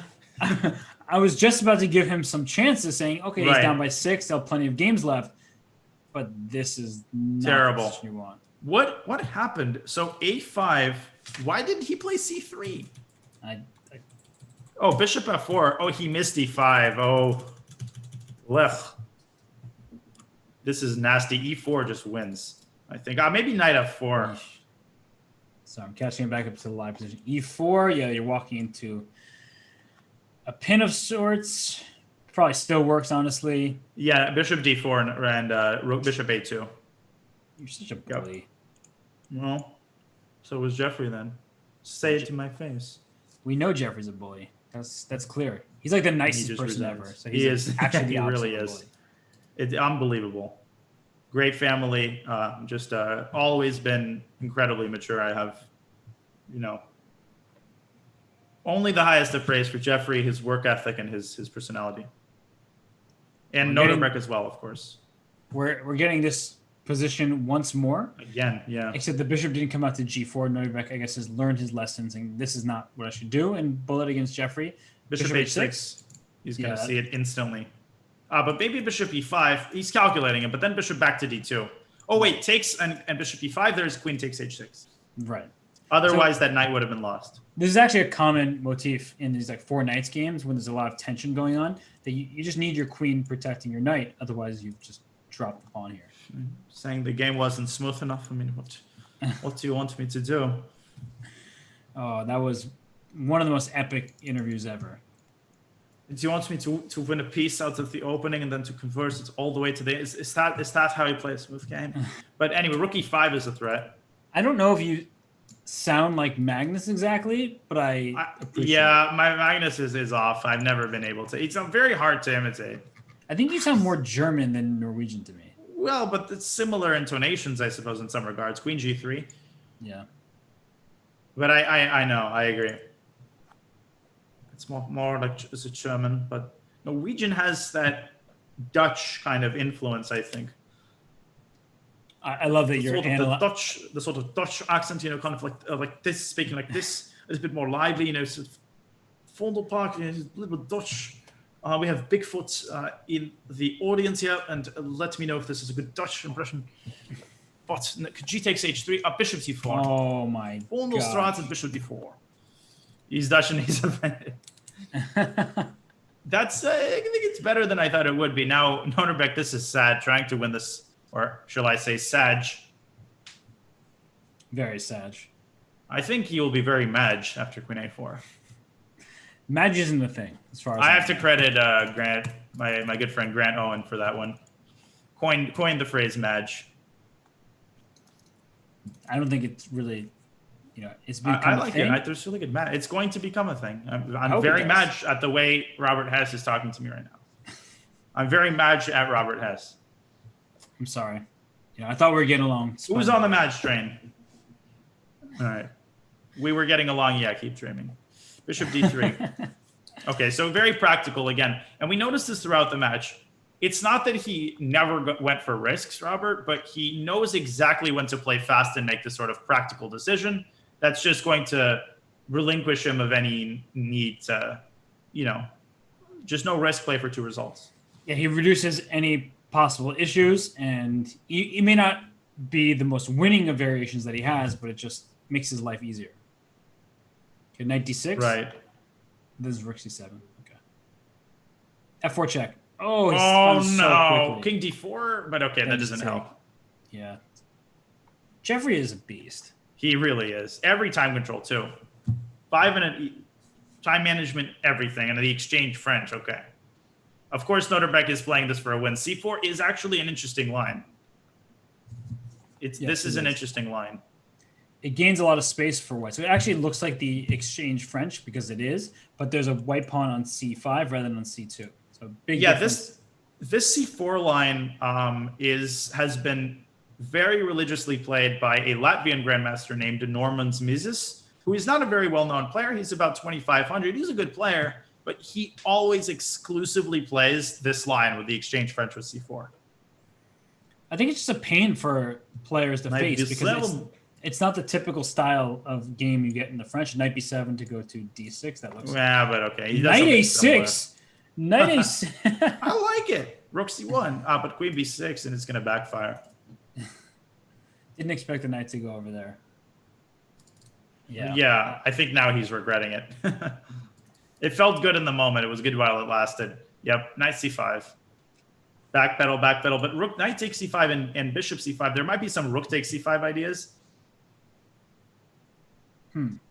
Because it's bishop e3 at the end? Yes. But queen e7 at the end. So rook takes e8, rook c5, or even d4. I mean, this just doesn't work.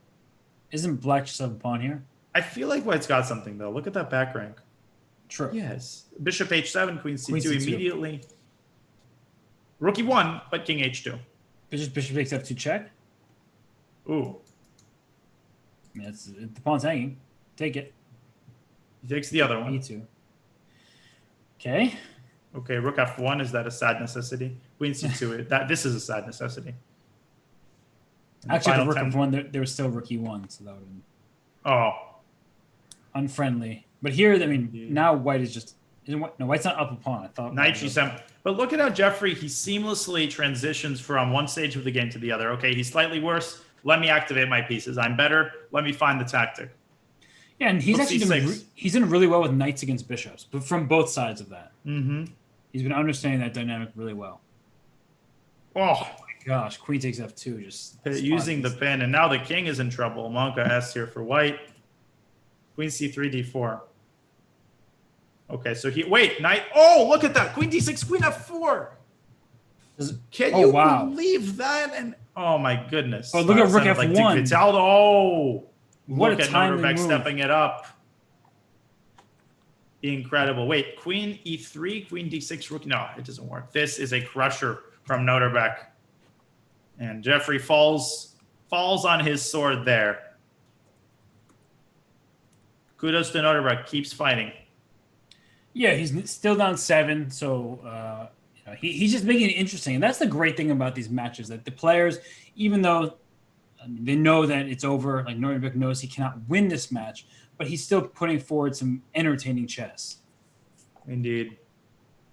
And Uzbekistan, where Noterbeck is from, rich chess tradition, of course, Rustam Kazimjanov, a former FIDE world champion, now second to Fabi Caruana from Uzbekistan. So there's actually quite a few young talents from Uzbekistan. Abdusattorov is not the only one. I think there's also... He's not even the only Noterbeck. There's Noterbeck. Yes, that's what I was thinking. It's incredible. Yakuboyev, yeah. They have several teenagers who are already grandmasters, and that's incredible. As you just mentioned, Rustam is probably a large part of that. It's not that he's necessarily trained them, but he's been an influence, and he is very well known throughout Uzbekistan as a former FIDE world champion. He won the knockout, so he didn't win a match for the world championship, but he did win the KO tournament, the big World Cup, and that gave him the FIDE world champion title. It was a huge deal. He is a national hero in Uzbekistan. Oh yeah, and of course the chess culture, incredibly rich. Of course, Uzbekistan, a former Soviet republic as well. So really, really incredible stuff going on there. Now here, Noterbeck, I agree with you, Robert. He's played much better the second half of the match. The problem is he simply dug himself into too deep of a hole. Right. Rook e8, maybe queen d6, rook e2, something to that effect. Ooh, I would just go rook e8, queen d6, and maybe just take on c3 first, and then go rook e2, just to avoid any back rank stuff. I like that though. Rook e8 just to get your rook to e2. That's the important square, and I think he's going to find it. He's spending a lot of time here. So he plays rook to e8. He found it, and he's going to take this game. I don't see any way for him to survive. That's a great move. He took on c3, and he's playing rook e2. He's going right for checkmate. And this is simply over. Very good game there by Noterbeck, but 7.5 minutes there at this point simply is not mathematically enough time. They will not play 6 games. Yeah, and rook f2 would protect the second rank. Rook e1 check leads to a back rank mate. So very nice. And this brings it to a 6-point game, but simply two best is the lead. Another French. Let's see, another exchange. Nope, knight c3 this time. But bishop before now takes. Yep. Now he takes. Yes, Alexei Barsov, as Charlotte Chess Center points out, another Uzbek GM. So definitely a very bright future, Robert. And it's such an interesting time for chess. So many, obviously, so many young players with incredible potential. For sure. And many of them are taking part in the Junior Speed Chess Championship. So we have talented juniors from all around the globe taking part in this event. Jeffrey Xiong from the United States, along with Sam Sevian, right? He's a member of that very talented generation of American players. And we have players from Australia and Anton Smirnov. We have some Russian players who just faced each other, and Sarana and Yesipenko. Andrew Tang qualified via the Junior Speed Chess Championship knockout, right? He was able to make it through that tough onslaught of competitors. Vincent Keimer, we have the Indian players Gukesh, Pragnananda, Arjun Erigesi, and of course, Nihal Sarin, who is, and Ranik Sadwani. They haven't even played yet, Sadwani and Smirnov. Forgot. Right. And Arjun, I'm particularly impressed by Arjun. This guy is incredible positional understanding and such a strong blitz player. I think he's got, in terms of identifying a dark horse, if I had to do it, I would say Arjun has more of a chance than perhaps people realize. That guy is unbelievable. And I think part of the issue, and it's a great thing for India and chess in India, is they have so many talented youngsters, right? He's not the most heralded player from India because Gukesh became a grandmaster at a younger age, Pragnananda, and Ranak Sadwani, Nihal Sarin. All of these players are younger and achieve more at a younger age. But then you look at the quality of play from Arjun Erigesi, the dude is a monster. Right? He is a strong blitz player. And I remember he worked with Grandmaster Viktor Mikhailevsky, a Russian grandmaster who lives in Israel. And Victor is just a positional wizard, openings expert, and you can just tell that Arjun has that positional class. I'm always impressed by that when I'm a very young player. He could be a GM, but when he possesses that positional class, of course, Jeffrey has that to the extreme. And here we see Jeffrey, knight g5, attacking the queen. The rook is hanging. Again, proving himself up to the tactical task here. He saw that so quickly, by the way. I saw c4, like I was highlighting that. Right, I didn't see knight g5. Yeah, knight g5, he saw it instantly. Like, what the heck? He's in incredible form today, is Jeffrey. Yeah, and now Nordic had brought his rook to f1 just for the point of the attack and just isn't panning out at all. So now the one thing here, queen d1 is also possible, queen h5. Yeah, that's actually would allow you to defend. Does he see it? Yeah, he does. He just repeats. Always repeat. I thought he was going to make a draw, honestly, because he's so ahead in the match. Well, okay, but final try. Rook f8 wins 4 pawns. Then e6. Rook f8, e6. Right. Not so easy. I can see what you're saying. Okay, so what about... does he go rook a8? He played rook f8, e6. Wait a second. What do you do? Queen g5 is perpetual, maybe. Okay, I see. Yeah. No, rook f2. And wait a second. Oh, queen d6. E8. Oh, it's back rank. Oh my goodness, what a turnaround. Yeah, we were complimenting him too soon. Take on d8. Incredible. Danya, you know what happened there? Right? We were so focused on the e7 push that we just forgot that e takes f7 is also possible. Yeah, it is. Because the queen removed herself from the defense of the pawn. Right. And definitely kudos to Norderbeck continuing to fight. We remind you that part of the prize money per match is worked into the percentages. So even if a loss is guaranteed, there's motivation to continue, not to mention, of course, Robert, the pride and the fact that these players put pride and put their level on the line for every single game, win or lose. Yeah, and it's actually very difficult to play in front of so many thousands of players. What is a6? Was that a5 mouse slip? Because I think it might be. No, I think he was preparing a c5 maybe, and he didn't want knight b5. Interesting. But the point I was making was that it's very difficult to play in front of people who have engines or see the evaluation bar on screen, and you often feel very judged. And for these players, they're obviously exceptional.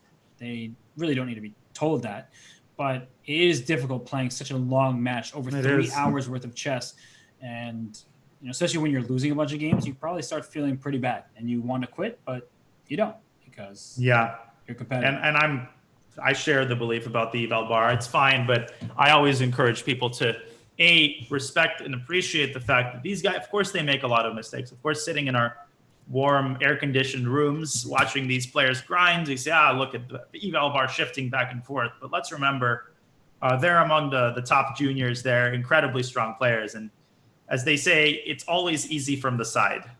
It's always easier to criticize from the comfort of your study. Oh, and rookie one. No. Oh, because you can't take on e6 because it's a fork. Wait, yeah. Oh, 97. 97's pinned. 97. Oh, Oy. Look at that. Oh, and Jeffrey. Nordebek. Oh. Look at him. He just grabs his head. He's like, what can I No. do? What can I do? That is a vicious trap because Queen e5 is so tempting. Yeah, it's just, every single time he must feel like I'm doing my best. I have fighting. I'm getting crazy tactical positions, but Jeffrey just has the upper hand. And look at Jeffrey going to his little modern. And okay, the bar is going crazy from the last game. So go back to normal. Drop. Stop moving so fast, players. Are we sure White's not just winning out of the opening here? Well, now it's actually looking pretty bad for black because the e6 square, the light square. I don't know. I like this because the knight on f7 is stopping the knight from coming to g5. I actually do kind of like this for black, but f5 I guess is annoying. I thought you were joking, but it seems like you're being sincere. No, I actually do kind of like this for black. Okay, and you also have good control over d5. C4 is not a possibility for white. So bishop d5 in any moment can be played, but e5. At h7, queen h5. But is that good though? E4? I've seen this idea before.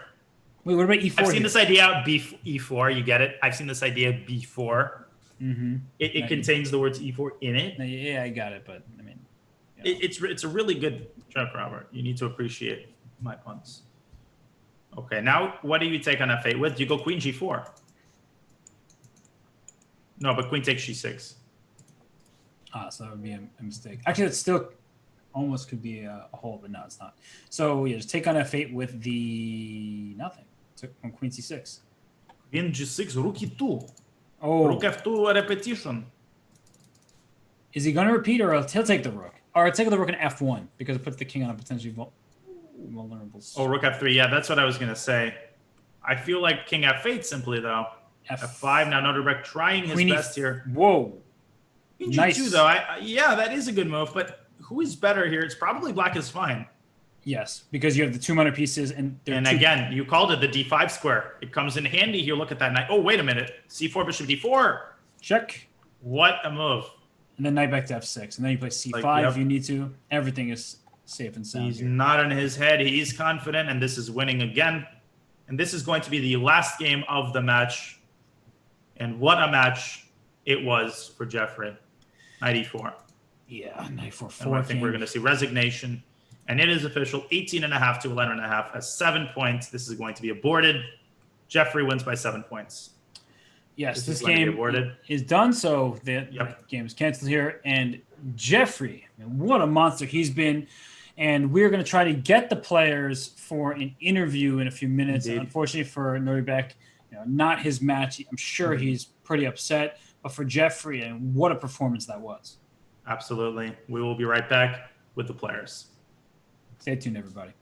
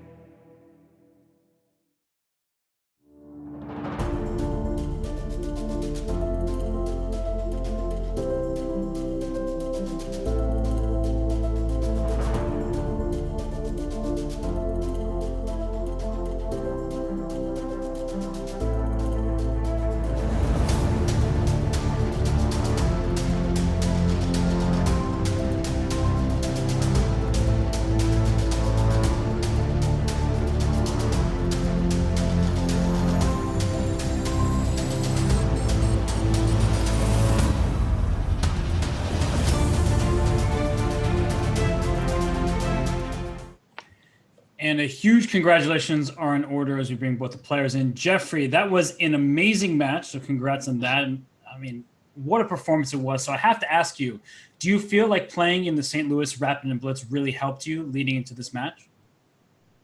Yeah, no doubt. That was definitely a very nice warm-up for this.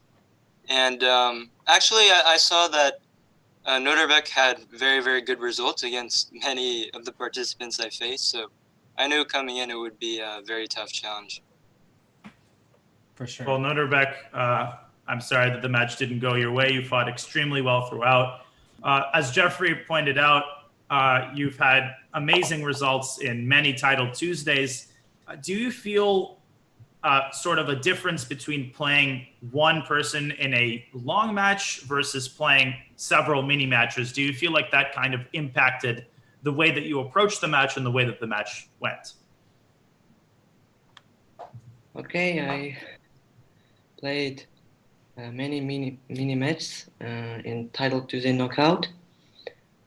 It helped, but you know, I mean, I had less experience, and Jeffrey played extremely well. I mean, he fought till the end and hold the crucial second game, I think, and this is what my big chance.